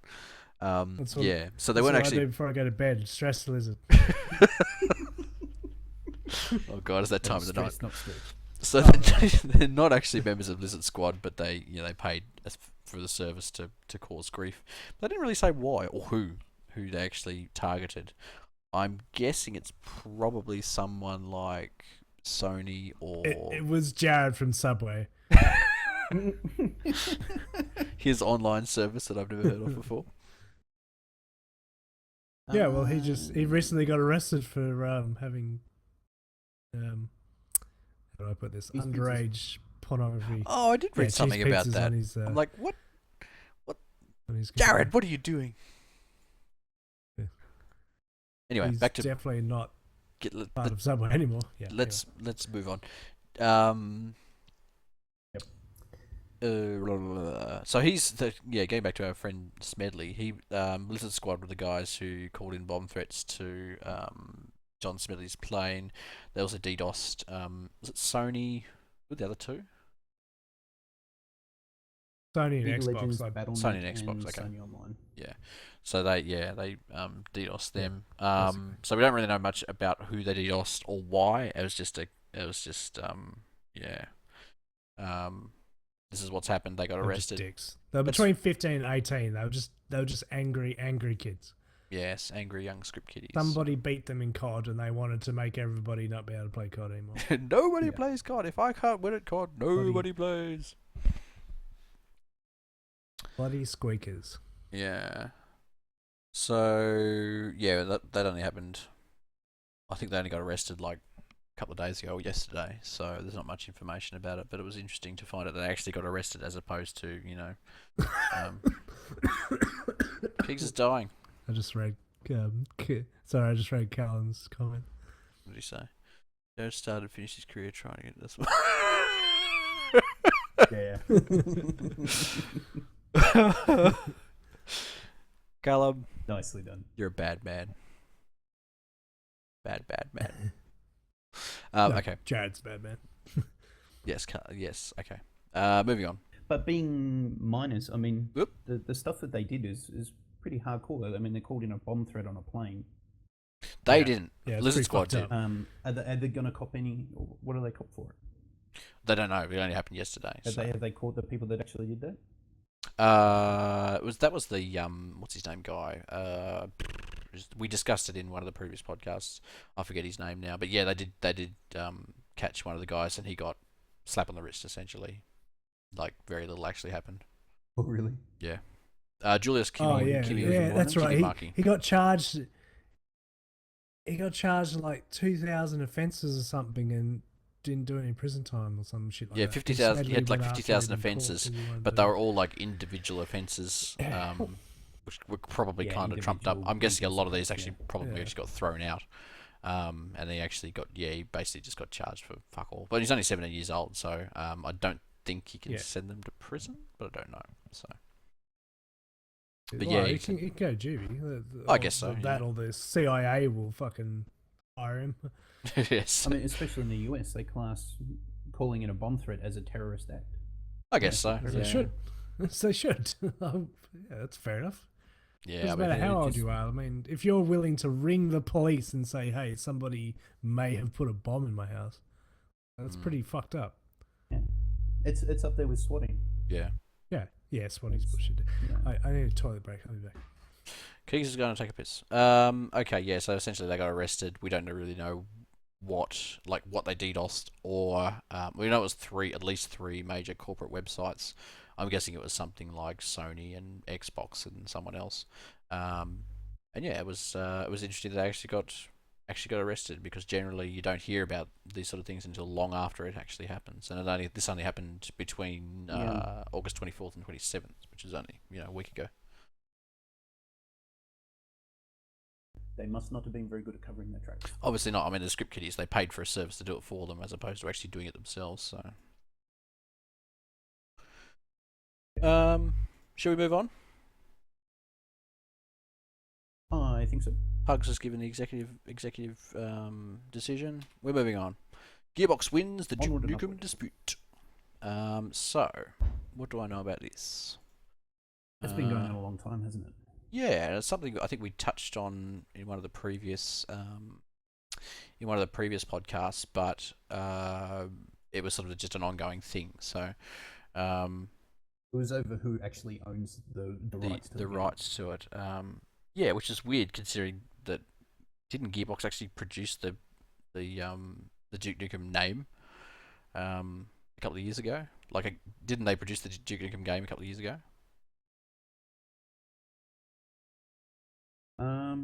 Yes, they did. I think that's what the thing was about, because 3D Realms, was it 3D Realms that made the originals?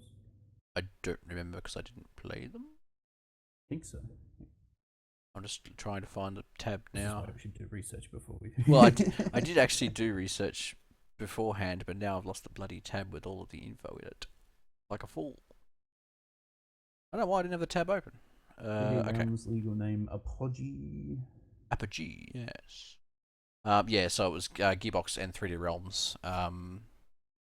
Yeah, they basically said they weren't aware of it, the conflict beforehand, and there was they basically said, I think they settled out of court just to say, okay, we've decided that rather than go to court and spending lots of money on lawyers, we will will essentially.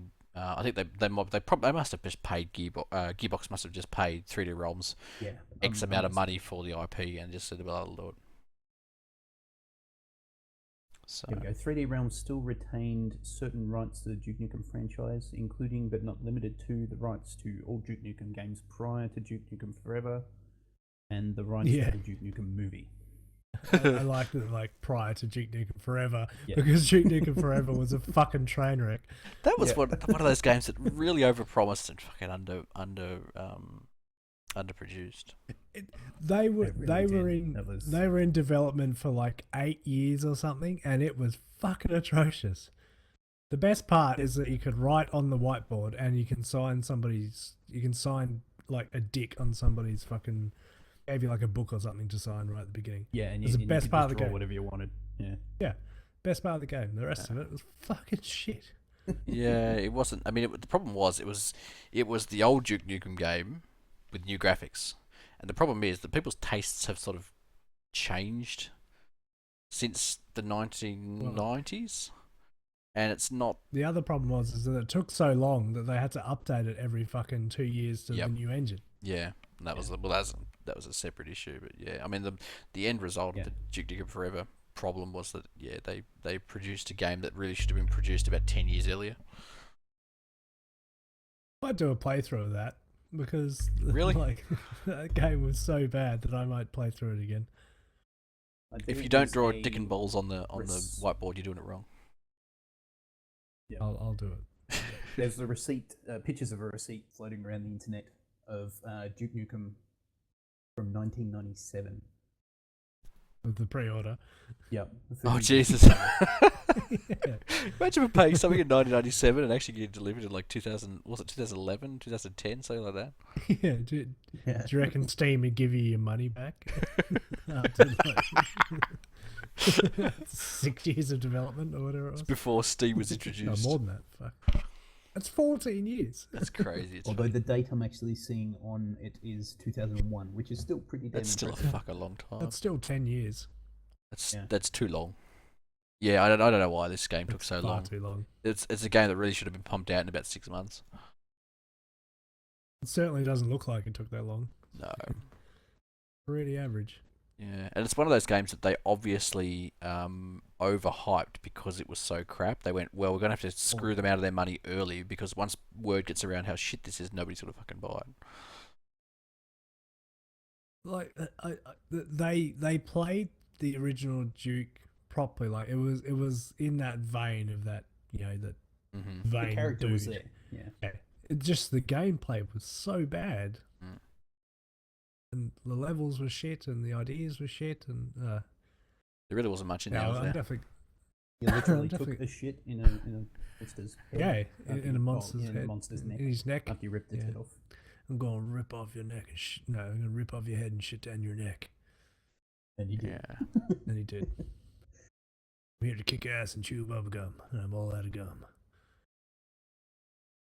Keegz confirmed next voice actor for Duke Nukem. I probably could have done it better. You probably could have done. I mean, actually, his voice wasn't too bad. They did an okay job on the voice acting, but it was a shit game. The character was the only good part about the game. It was the only real tribute to the game. The rest of it was fucking atrocious. Like, even when you walk in the mirror, it's like, hello, beautiful. The problem is they needed a lot more of that and a lot less of the actual game. Like, because the game is just running around shooting shit. More cheese, less shooting. Yeah, they needed not even more cheese. They just need more stupid little things you can do. Like writing on the whiteboard and doing stupid shit and having him say things that he wouldn't have otherwise said. So.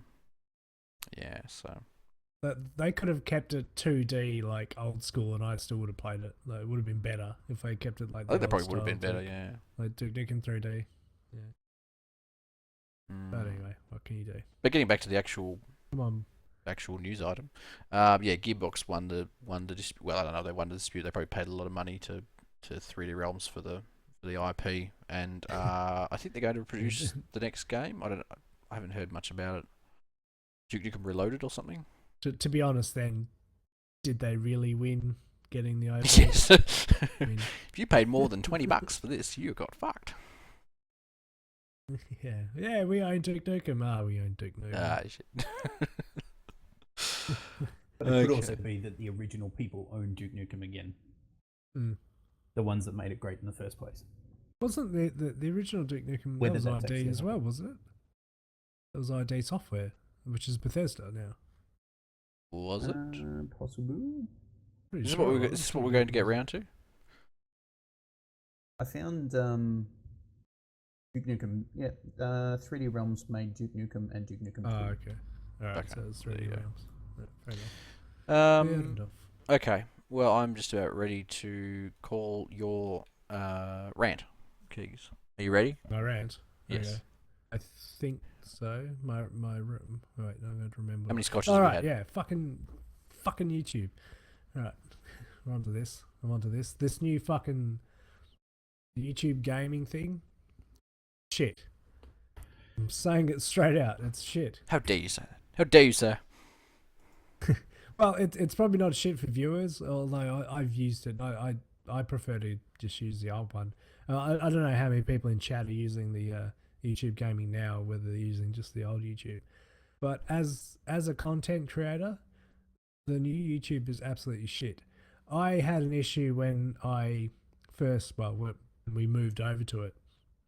Some of my old videos that were gaming videos have been wrongly tagged in the wrong games.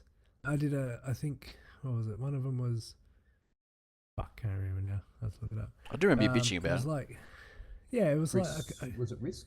No. well, no, it got tagged as Rage, but I was playing. That's it. Yeah. I was playing. It might have even been Pulsar. One of my old Pulsar bits was like tagged as Rage. I'm like, I've never fucking played Rage in my life. So now, when if anybody's looking up, Rage or Pulsar, they're either not going to see my vid or they're going to see a vid for Pulsar and Rage. Oh, and my Interstellar Area video has been tagged as Doom fucking 95 or something. I don't know how we got it. The original Doom. Yeah, and most of these even have the game name in the title, which is usually how they get the tag. And so I'm like, all right, so surely there must be a way to just edit and go and change the name of the game, because when you do a live stream now, it tells you, or it gives you an option to put in the name of the game like Twitch does, so you can be tagged in that game if anybody's looking for it. But no, for a video that you've already made, it doesn't give you that option for a game. So there was no way to change it. So I went to YouTube help, fucking quotation marks, which sent me to a forum, and the closest one that was there was like, any YouTube gaming questions asking this forum. So I asked, I'm like, okay, so my videos have been wrongly tagged. How do I change this? It's been a week now, and I haven't heard anything. Nobody's replied. There's a lot of other people asking a lot of other questions about it. There's no help, and there's no way, there's no instructions of how to use it or how to change anything, how to use a new interface. Like, there's no way to do that. There's just a forum that says, hey everybody, welcome to the new blah blah blah, I hope you enjoy it. I'm like, well, okay, cool. So yeah, fuck YouTube. And chat. Fuck chat too.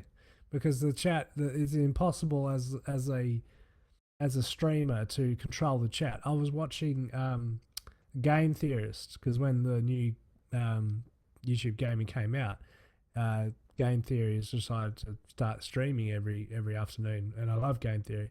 And I watched them, and they're like, oh, any questions, just ask in the chat. The chat was going like a million miles an hour. Like, nobody could read, they couldn't read it. They're like, okay, so if you got any questions, just tag it in Twitter, and we'll read them from there. Well, that's the same in Twitch, though, isn't it?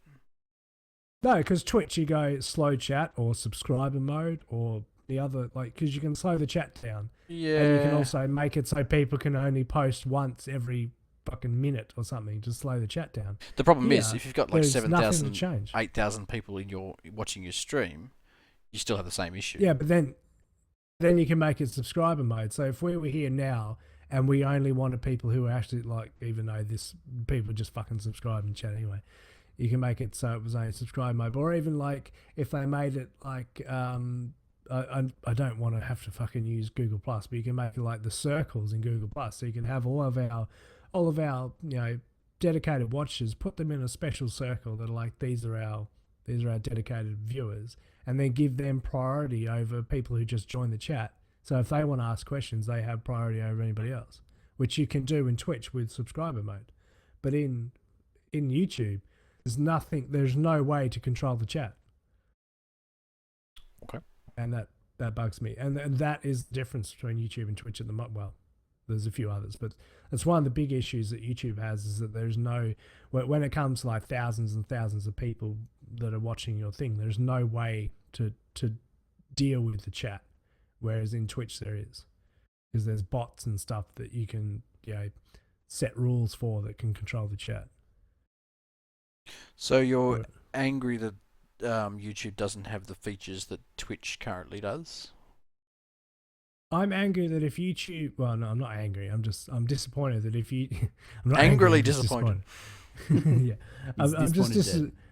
I'm disappointed that if YouTube has come out saying that we want to take on Twitch, they haven't done anything nearly touching Twitch. Like the only thing they've done is made basically categories for games. That's it. That's all they've done. Everything else is still bog standard. It's a step in the right direction, but it's not there needs to be a lot more steps in that direction before they're going to be able to really compete with Twitch, aren't they? They haven't done enough. They haven't done nearly enough. Is the social media equivalent of Google Plus. Yeah, it's it there. is. It's okay. No one uses it. But like, it's not even okay. Like it's barely usable. Like it's fine for people with smaller channels like what we are, because our chat isn't going ballistic or anything. Mm-hmm. But like I noticed it especially when I watched Game Theorists, because I saw a couple other people. They had like a couple hundred people watching, and the chat was like you could kind of read it if you were paying attention, but like. Game Theorist had 18,000 people watching, and it was just ridiculous. Like it was, you may as well turn the chat off. And which isn't an option. No, which isn't. I mean, you can hide it, but for them, like it's pointless for them to even have the chat going. Yeah, I mean, I watch a series called Critical Role on Twitch, and they stream every Friday for us. And they have every week they have about 1,000 more people than they had previously, but they're up around sort of 8,000 to 9,000 people in their chat at any one time. And yeah, their chat is basically ridiculous. There's no point even posting anything in there because it's just a blur of text going crazy. So I presume there wasn't these sort of... I watch. Sorry, go ahead. Well, there is a lot of options in Twitch chat. I know what you're saying, but because I watch Trump every now and then, who is like, the king of Hearthstone on Twitch, and he has his set so when he gets to I think about something like 2,000 people watching or something, it switches to subscriber mode, which means unless you're subscribed to him, you can't chat, which slows the chat down. And then when that gets ridiculous, it goes into slow chat, which means you can only type in every a minute and a half or something. Mm-hmm. So you can type in one question and then that's it. You can't type again, and then it slows it down even more. So, yeah, it just that YouTube just hasn't implemented anything to protect that. And the other thing is that YouTube doesn't it has a spam filter kind of, but it's not very good.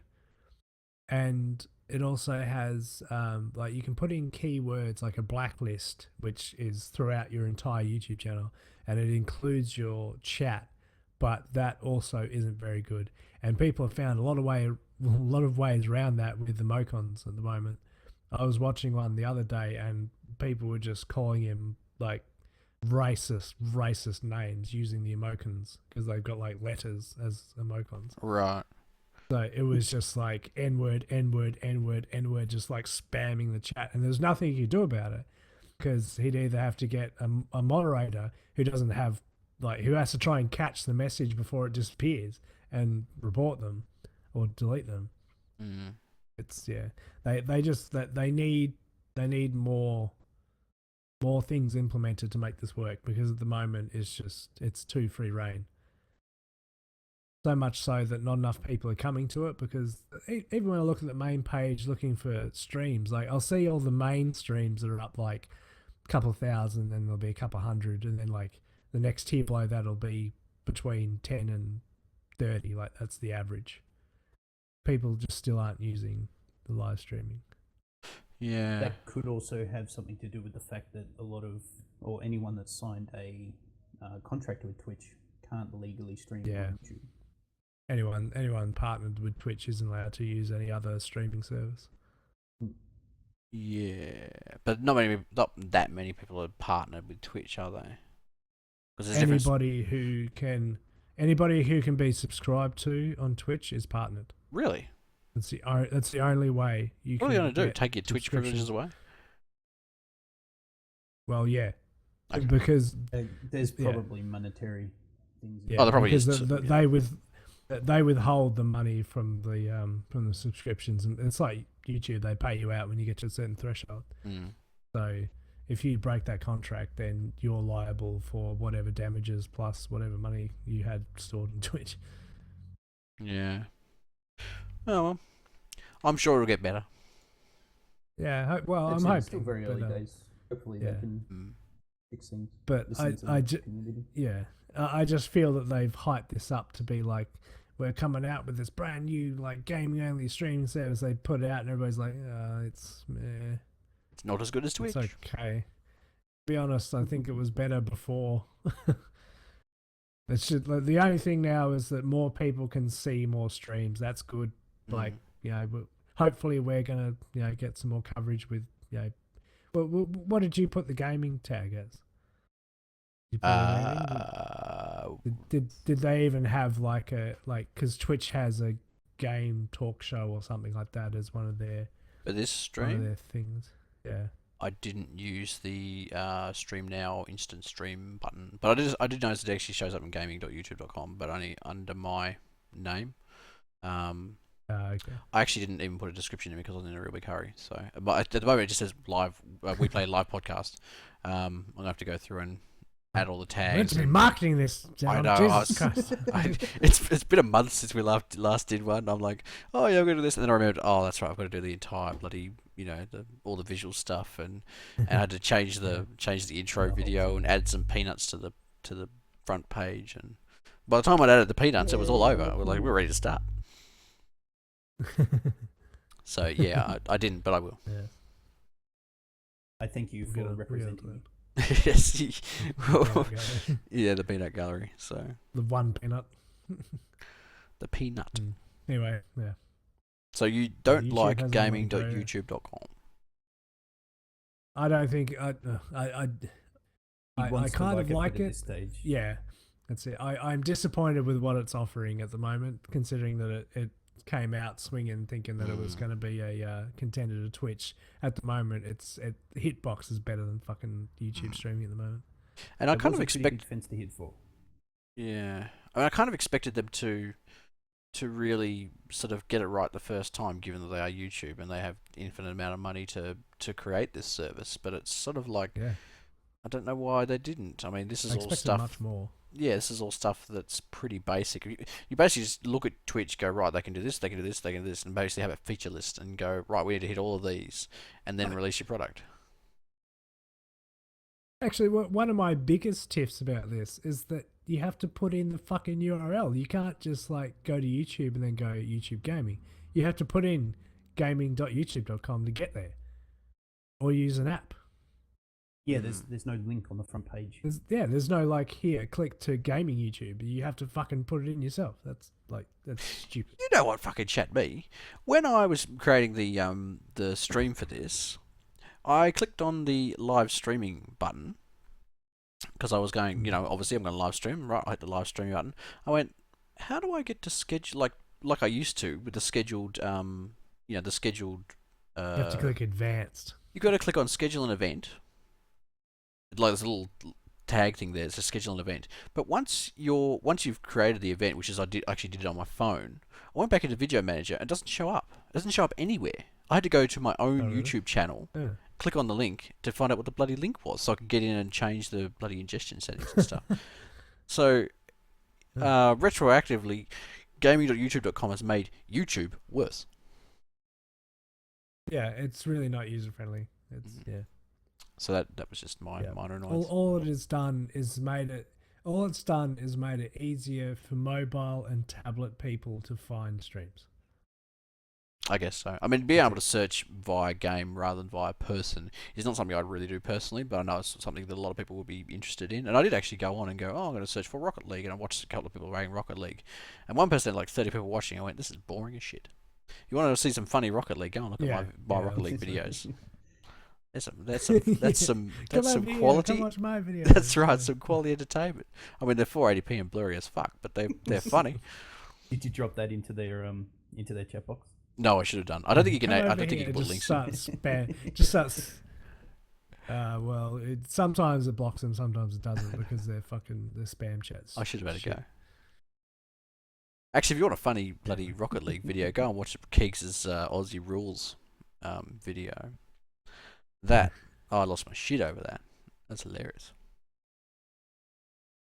My angry Australian. Angry Australian guy. All right, so rant over. Can we call this rant done? Watch my new Pulsar video. That's funny. It was quite good too. Watch my videos. Is calling this done? Yeah. Is it over? Is the rant over? Shameless self-advertising.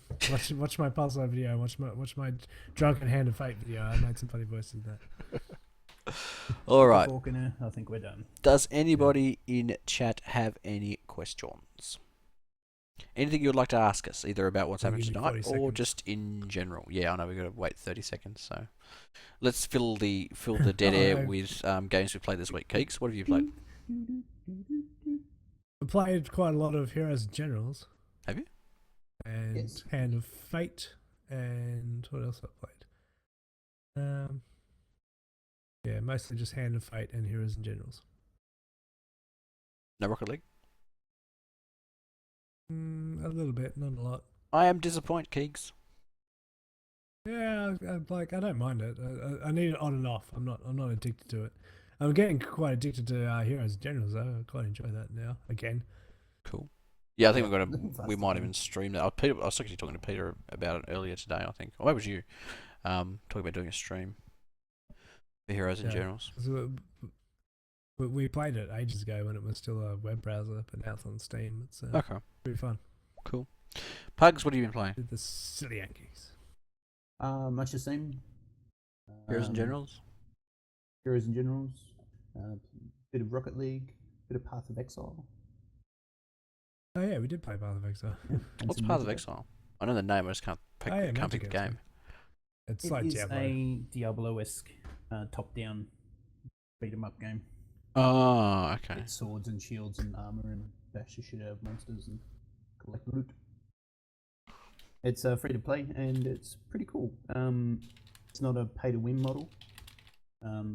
Anything that you pay money for is aesthetic. Mm-hmm.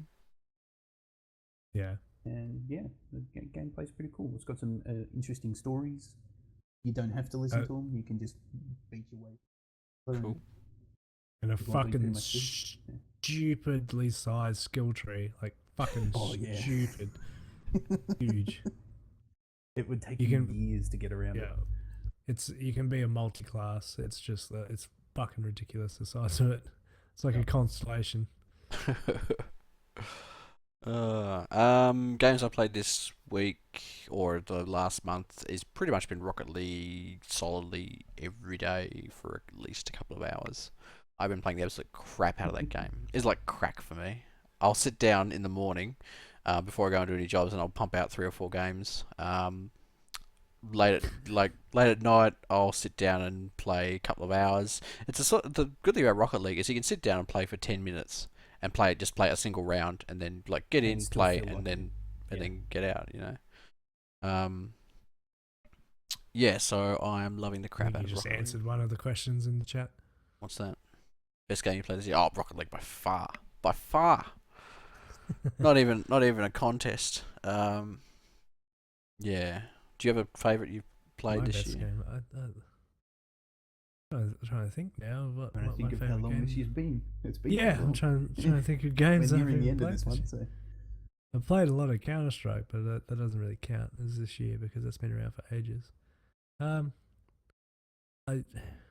don't know. I've played quite a lot of games this year, but No really the only one standout that ones. really stands, the only one that really stands out that isn't like Rocket League, I like, but I don't know whether it's like fucking out of this world. It's yeah.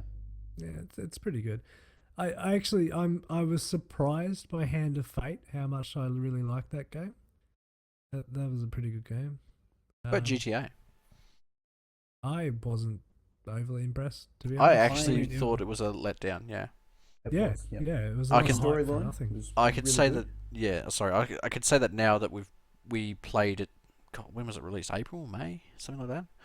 Now it's been, the dust Yeah. has settled. I think I could say it's a good game. It was not a great game. It certainly wasn't even, it was not the game it was hyped up to be. If they'd released it with the consoles 3 years ago, then maybe. Not now. I'm going to see how many hours I've played of it. Where are we? I can say that I haven't touched 50 the hours. game since I finished the main storyline, other than to play a mod. We played a little Oh, bit of you've actually played it, multiplayer. haven't you? Yeah. Yeah, we played a little bit of multiplayer. But I But played the it for about thing is- 3 weeks, Yep. flat out multiplayer, and then after that I was just like, yeah, I'm kind of over this now.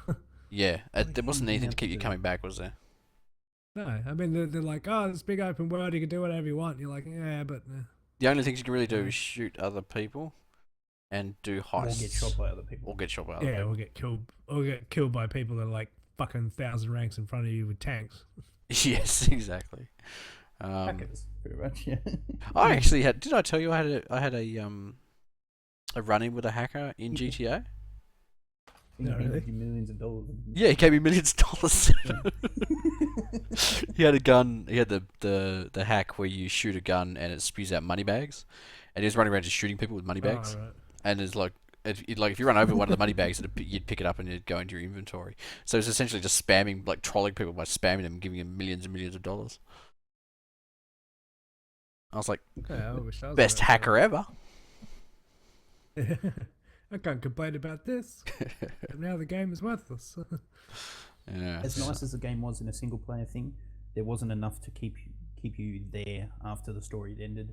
There and wasn't. enough in There really wasn't. multiplayer It- Past a few yeah, weeks of even- gameplay. Even the heists, like I think in the first week I did all the heists, and Yeah. they weren't that great. Like They were fun. They weren't that much fun. Yeah. Yeah. I think I had more fun They playing. They weren't fun enough to go through 3 or 4 times. No, No, exactly. no, Once you've done them once, you really Once, didn't need to do them again. Maybe twice. What's that game we played with the bank heists? That wasn't Payday? GTA. Payday. Payday, yeah. It's basically, I'd rather play Payday than do a heist in GTA. Yeah. It's because Payday was yeah, made same. to do that sort of stuff, so Yeah. it was a lot more intricate with how you did it, whereas it was sort of tacked on to GTA. Mm. Yeah, I mean, I like the idea of the heists for GTA, but in the end, the execution wasn't that great. What they need is like a co-op storyline for. Yes, they need For synergy GTA. for GTA. That would be Yeah. fantastic. That'd be awesome. That would be good, actually. Anyway, Modders, get on what that. else we got? What Just other where one questions we person got? can play each of the characters Yeah. in the trio Mm. in the single player. That would make, actually, that'd be a damn good game. Somebody should fucking do that. Have any of us bought into Star Citizen? I don't. I certainly haven't. Maybe Peter, maybe Fotis has. Maybe. I think Pete has. Has he already? I don't know if he has or not. I know he was thinking about it. I don't know whether he actually has. So, yeah, I'm maybe. waiting for the first person module. When that comes out, I'll buy into it. And I'm waiting for universe release. I'm waiting for it to be about $2.99 on Steam. Just not much interest in it, or Oh, I don't care. I really don't. Like, I played EVE Online for 18 months, 12 months, 18 months. I actually didn't have that much fun with it, and I think Star Citizen is going to be more of the same. Not in terms of like Pulsar. Yeah, I guess so. I mean, I like the co-op aspect of Pulsar. I don't really like the actual flying around in space in Pulsar. That to me is pretty boring. Yeah, well, that's why I'm more interested in first-person shooting, because I want to board ships and fuck everybody up. Yeah, I do too, but I'm guessing it's probably going to be like I'd happily drive around, fly around in space in co-op mode and fuck up AI. I think if we try and fuck up other players, we'll get owned because they're so much better at us and they play all the fucking time. And then I won't find it fun. I'll find it a waste of money. First person.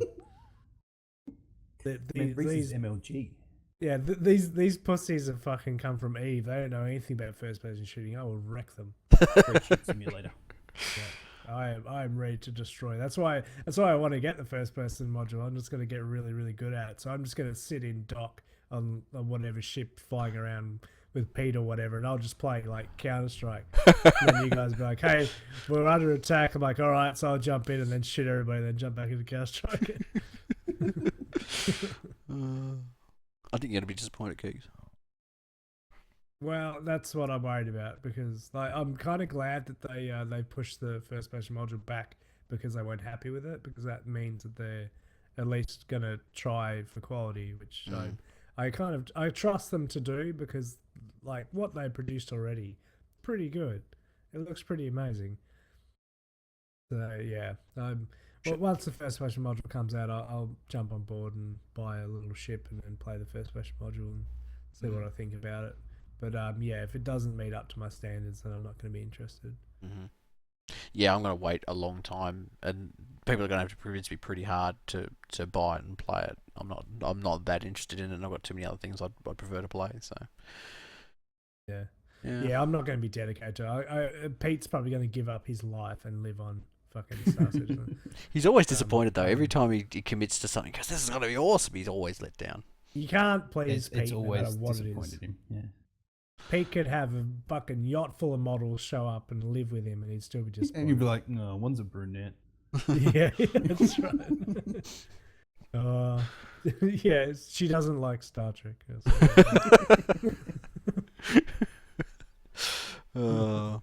Do you all play any Armour series together, or is it just Xenon? Yes, Keegz loves Armour. You should ask him. He loves playing Armour. I love Armour. It's a fucking fantastic game. It's not broken at all. No, I fucking hate Armour to death. I played the shit out of the DayZ mod for ages until it got full of hackers, and then I tried Armour 3. I fucking hated it. So yeah, that's me and Armour. We have a love-hate relationship. That's a no from Keegz. What are you, Pugs? Do you play Armour at all? Generally, I don't have anyone to play with. It's I can play it every now and again. I actually haven't played. I haven't played Armour 3 on public servers at all, and the last time I played Armour 2 on public servers was probably 5 or 6 years ago. So that's probably why I hate it. To be honest, is that I've only played public servers. Yeah, the pretty dickish. They're not great.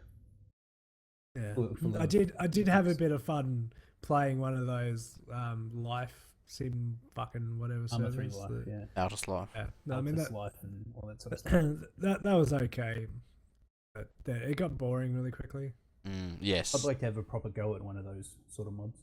Yeah, if there was a whole group of us, it'd be pretty fun. We should actually give that a try. Like we'll all 5 of us jump on Outer Life, and we'll all be cops or whatever, I'm not sure how it works, but whinge about it the whole time. Yeah, and you'll just whinge about it the whole time, and everyone will have fun.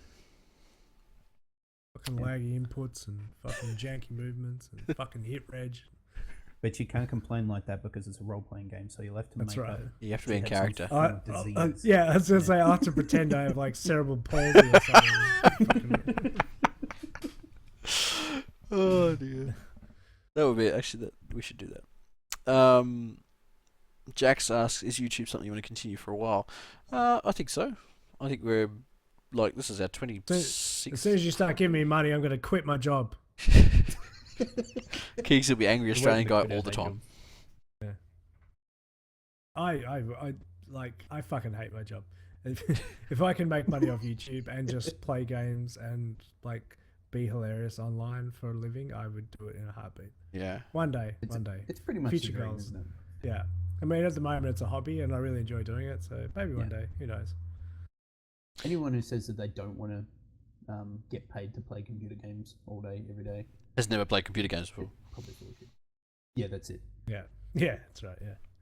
They're It probably owns a full of console.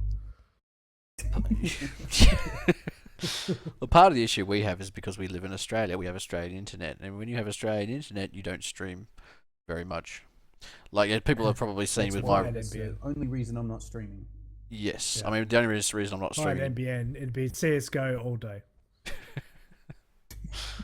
Visit my Patreon page. Pay for my internet. Also food. I need a Karampet fucking fade. Pay for my Patreon.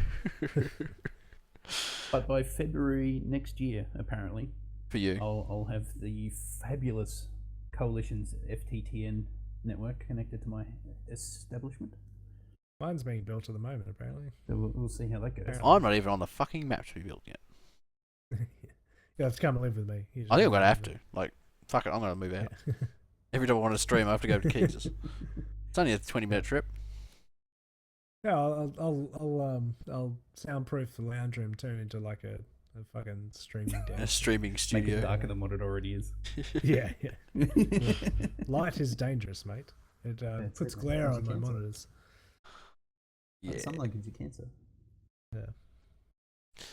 Yeah, so that's the short answer. That's the long answer, but yeah, we'll be considering YouTube while people keep watching and while we still find it fun, I guess. We know you'll Right, probably as notice long that as we change up a bit. For example, we've gone to a four topic stream, whereas we used to do like 8 or 9 every stream Yeah. or every podcast. Trying to be more content. Yeah, rather than just sort of saying, Trying "Oh, this is to what bring happened." time down as well, or No, the time's fine. I mean, about the an time hour and a at the end. half. About an hour and a half, 2 hours, but we're more focused on something that we can passionately talk about because that's more interesting than just reading true. off headlines. Mm. Well, the original podcast we actually pre-recorded and then uploaded, which was a hell of a lot of work because we used to make intro videos for each and every single one of them, and it was just a lot of back-end work. But when we stream it, even though we have shitty internet, I can actually stream it at 720p because nothing actually changes on the screen except for the chat. And we've made up some templates to make it all a bit more streamlined. Live and raw. Yeah. audio's bugger all to stream anyway. Well, yeah, the audio doesn't. I mean, doesn't it take very much. slightly puts Xenon out of sync to us, but you know. Yeah, you'll notice that. that sometimes when I talk, there's a big delay after I finish talking, and I'm sitting here waiting for the other guys to listen to what I've said and then repeat it. Answer, and there's about a 2 to 3 second delay when I'm streaming, which is thanks to our Australian internet. So. I'm sitting here at the moment playing with my Minecraft sheep, Yeah, that too. squishing his little face. I'm Oh, playing with sheep. my Minecraft sheep, squishing his little face. Playing Minecraft, fuck him. No, I'm not playing Oh, Minecraft. I've yes, got a like an stuffed. actual little I've thing got a you have stuffed on your Minecraft desk. sheep. Yeah. Oh, here's Nice. some new fucking news that like I'm somewhat, I don't know, opinionated about. Have you seen Notch's Twitches? Twitches. Tweets. Tweets. Somebody actually just said something Have you about seen it. I haven't actually read them yet. Have you seen Notch's bloody tweets lately about how he's fucking? Well, alright, I'm being a bit angry already, but about his his lonely and what were the other ones or something about fucking. I was lonely at the Funny top. how His wealth and power have isolated him. I Point got where- really sorry, go. pissed off. Yeah, I'm done. Got really pissed off. Notch. reading All that those money fucking buys a tweets. lot of prostitutes. Well, it's not even that. I mean, he's like he's saying that his wealth has like ruined his life and blah blah blah. I mean, obviously his missus has left him or something because I'm pretty sure he was engaged, but before he got wealthy. But I'm very fucking annoyed that he's saying all these things, but not doing anything about it. I mean, he's got all this fucking money behind him. If he wants to make a difference, if he wants to, if he wants to get away from these shitty ass people, he should go and like invest in some indie devs or try and help other people out, or start a company or something doing gaming or anything. Like, he's obviously done pretty well with himself, so he's got a bit of experience with it. I couldn't believe watching all those tweets come up. Like, are you fucking kidding me? You are living the fucking dream at the moment. How long has he? Well, that's the thing, is that people say when they say, like, people say when they win the lottery, that it makes them ecstatic and really excited and happy for a short period, and then they level back out again. Yeah. So I guess that money doesn't really doesn't make. I get that, but like all right, I might be speaking myself, but everybody always has that plan if they win big. Like, you've got that plan. And his plan was, let's buy the biggest fucking house in Beverly Hills. Even though I want to hide in the basement and not talk to anybody, I'm going to buy the biggest fucking house possible. Well, buying the biggest house buys you a lot of space away from people. Yeah, but like he's himself in the limelight. I cannot feel sorry for him. I refuse to feel sorry for him. If he really wants to like get away from it, then sell the house, go live in the middle of fucking nowhere. If he wants to stay out of nowhere, just somewhere that's not just a modest place. Centric. Yeah, a modest place. Like, and he could even just be like a shadow investor to other companies that he's impressed by or wants to help grow or make money out of it. Well, you're thinking more of in terms of the money that he has. I think well, that's what's making him unhappy. Then he should fucking throw it away. Well, I don't think giving it away is going to work either. Way. It's not, the money hasn't made him unhappy. He's unhappy regardless of how much money he had or has. Yeah. It's So, that old saying, money doesn't buy happiness. It does to an extent, but it does for a he's while, I realising think. that it really doesn't. Yeah, but it depends. Yeah. It depends what you do with it, to be honest. I mean, people get caught up with, like, and I've even seen some of my friends do this who have gotten in positions where they've all of a sudden started making a lot of money, and they have made terrible choices because they, instead of thinking ahead, they get caught up in this all of a sudden influx and end up in pretty much the same position they were in before they made all the money. It's just they've got more things and they owe more money. They've got to the point where they are actually stuck in their position that they can't go back because they owe too much. And then all of a sudden they start become unhappy because they're in this, I'm going to say, mining job where they're earning a lot of fucking money, where they're away from home a lot, but they earn a fuckload of money and they come back and they spend it all on toys and cars and fucking shit. You probably know who I'm talking about. Because they're away. Yeah, but then they do it so often that they become so far in debt they have to keep working to pay it off. And then eventually, recently, they come back to a normal job and they are broke. They cannot do anything because they are in so much debt from when they were earning all this money. So you need, like, if you're gonna, even if it's a shock thing, that you should always be thinking about how your money can make money rather than what you can buy with it. So if you like, I know he's in billionaire, like, it seems ridiculous, like, oh, he'll never need to make money. But if I was a billionaire, I would never stop working. I would start a company, I would be investing, I would be just trying to keep busy, just doing whatever I could do with all this money and trying to make either more money out of it or something out of it, rather than just sitting on it. Remember, if you're sitting there surrounded by cash, you're gonna be depressed. I guess that's true. But remember, he's been a billionaire for a while. It's not like this happened a couple of months ago. He's been making bucket loads of money for 3 years. But he hasn't done anything with it. Like, he left Mojang. Like, well, he sold Mojang. He started working on, like, he finished off Scrolls. Well, he didn't even finish it off. He left with the rest of Mojang. He sold off Minecraft. Then he didn't do anything else. He just like went, okay, I'm done. I'm going to retire. And even if you're fucking poor, not making money, if you're not doing anything, you're going to get depressed. Low money, you're not doing anything, you're going to get depressed. You need to do something. if he's passionate about gaming, which he is, he said he didn't want the limelight. He wanted to just be a basement dweller making games. Why isn't he still doing that? Maybe he's working on a game. Well, he needs to start promoting it and stop bitching about being rich. I think his mistake here was bitching about it on Twitter. That was the wrong place for it. I imagine that like something has happened that has like he's talking about feeling alone, and I think like, he's had a shitty few days. Yeah, I'm somewhat feeling that like his missus, unless this has already happened and I haven't caught on, but his missus has left him or something, because I knew he was engaged right before he sold Minecraft, and now he's speaking on Twitter about being alone, and then he was talking about being in whatever the party bloody island is. I can't remember the name of it. Ibiza. Yeah, he's like partying in Ibiza with his friends and not having a good time.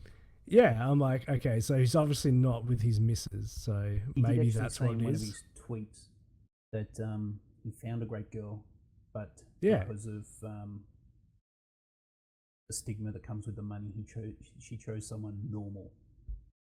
That's bullshit. Goddamn norms. The gist of one of his tweets. That wasn't an exact quote, but fuck that. If I was a billionaire, I'd be hanging out with bloody what's the poker player's name? Fucking Dan Braslin. Dan whatever his name is. I think it's Braslin. No, it's not Brazilian. Bilzerian, something like that. I'd be hanging out with him. Fuck that. Fuck the missus. Gone. Done. Billionaire. And Bilzerian. Yeah, we'll say Bilzerian. Bilzerian. Yeah. I'll be hanging out with that.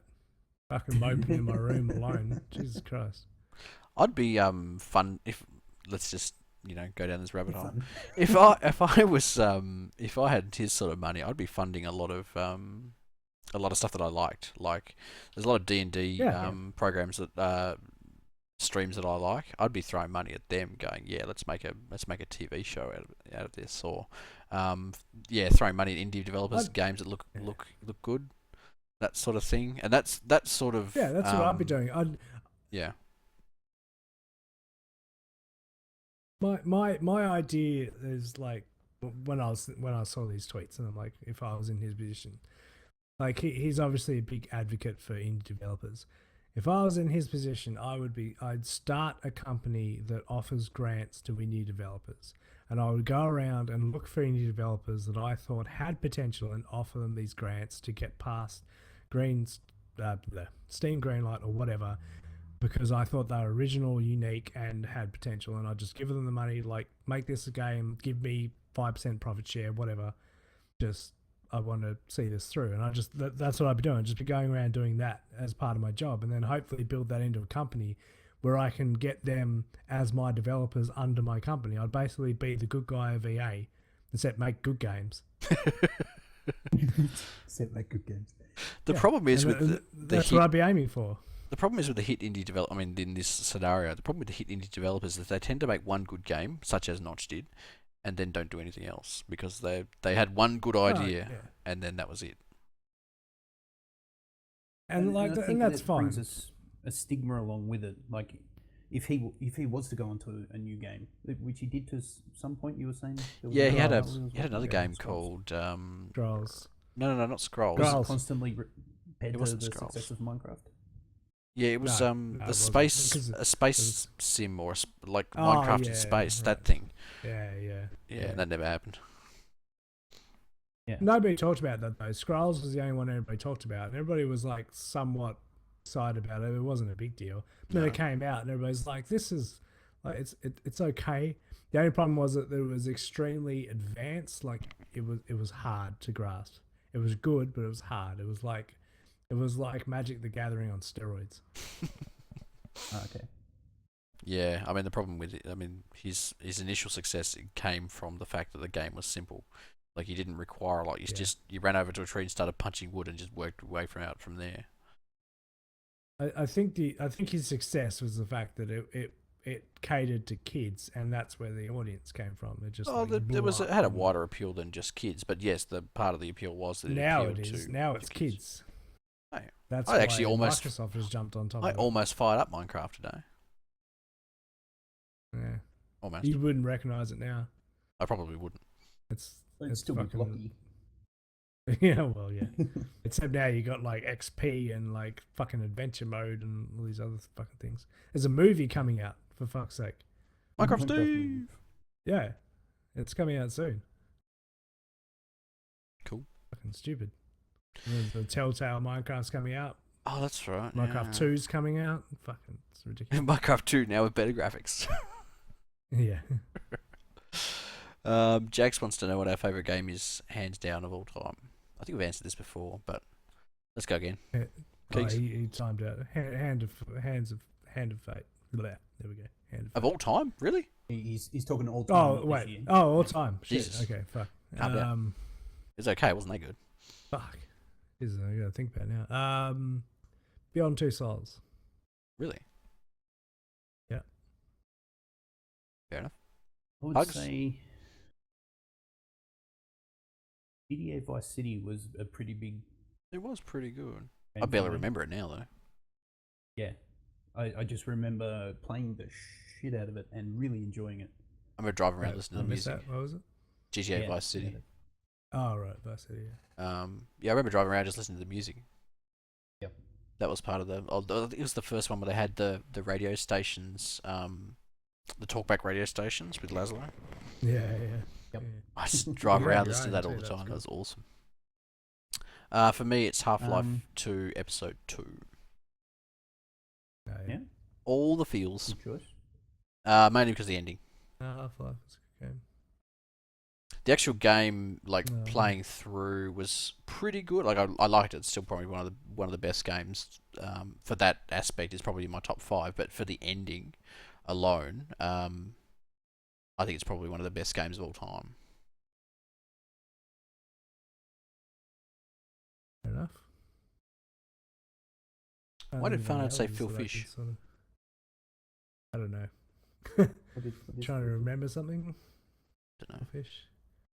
Okay. Well, unless there's any more questions, I think we probably call it there. Oh, Phil Fish is a indie video game designer. Okay. Oh, okay. Hugs, Google that for us. Made a game called Fez. Oh, Fez. Oh, yes. Fez. That's Oh, right. Yeah. another That was a ridiculously bit controversial. That one. Fez. Fez is Yeah. Fez is not in the league of Minecraft, but it's up there. It was controversial though. Okay. Oh well, that looks kind of cool. Looks like Fez. Cool. All right. Well, unless anybody's got anything else, I think we can call it here. Are we going to do this in 2 go. weeks, or are we just going to wait and see what the news is like? We'll say 2 weeks okay. for now, but if the gaming climate is shit again, then I mean we should be all right because PAX is coming up. So PAX has been, so there should be some big launches since then. So Okay. Something Yeah, to we talk are. about. Maybe if there isn't any news, we'll organise like a couple of days before, and we'll organise a to do something else, like do a stream something. stream or something. Yeah. You can watch me play Rocket League at 480p and really, really blurry quality. Watch me play the old Duke Nukem forever. Yes, we should all sit around and watch that. Cool. All right. Well, thanks for watching, everybody. If you've got any questions, got any further questions, tweet them at us at Xenon_ST or at Keegz, and we shall see you all in a couple of weeks. Goodbye, everyone. Say goodbye now. Goodbye. See you later. I'm going to find the stop button now. There it is.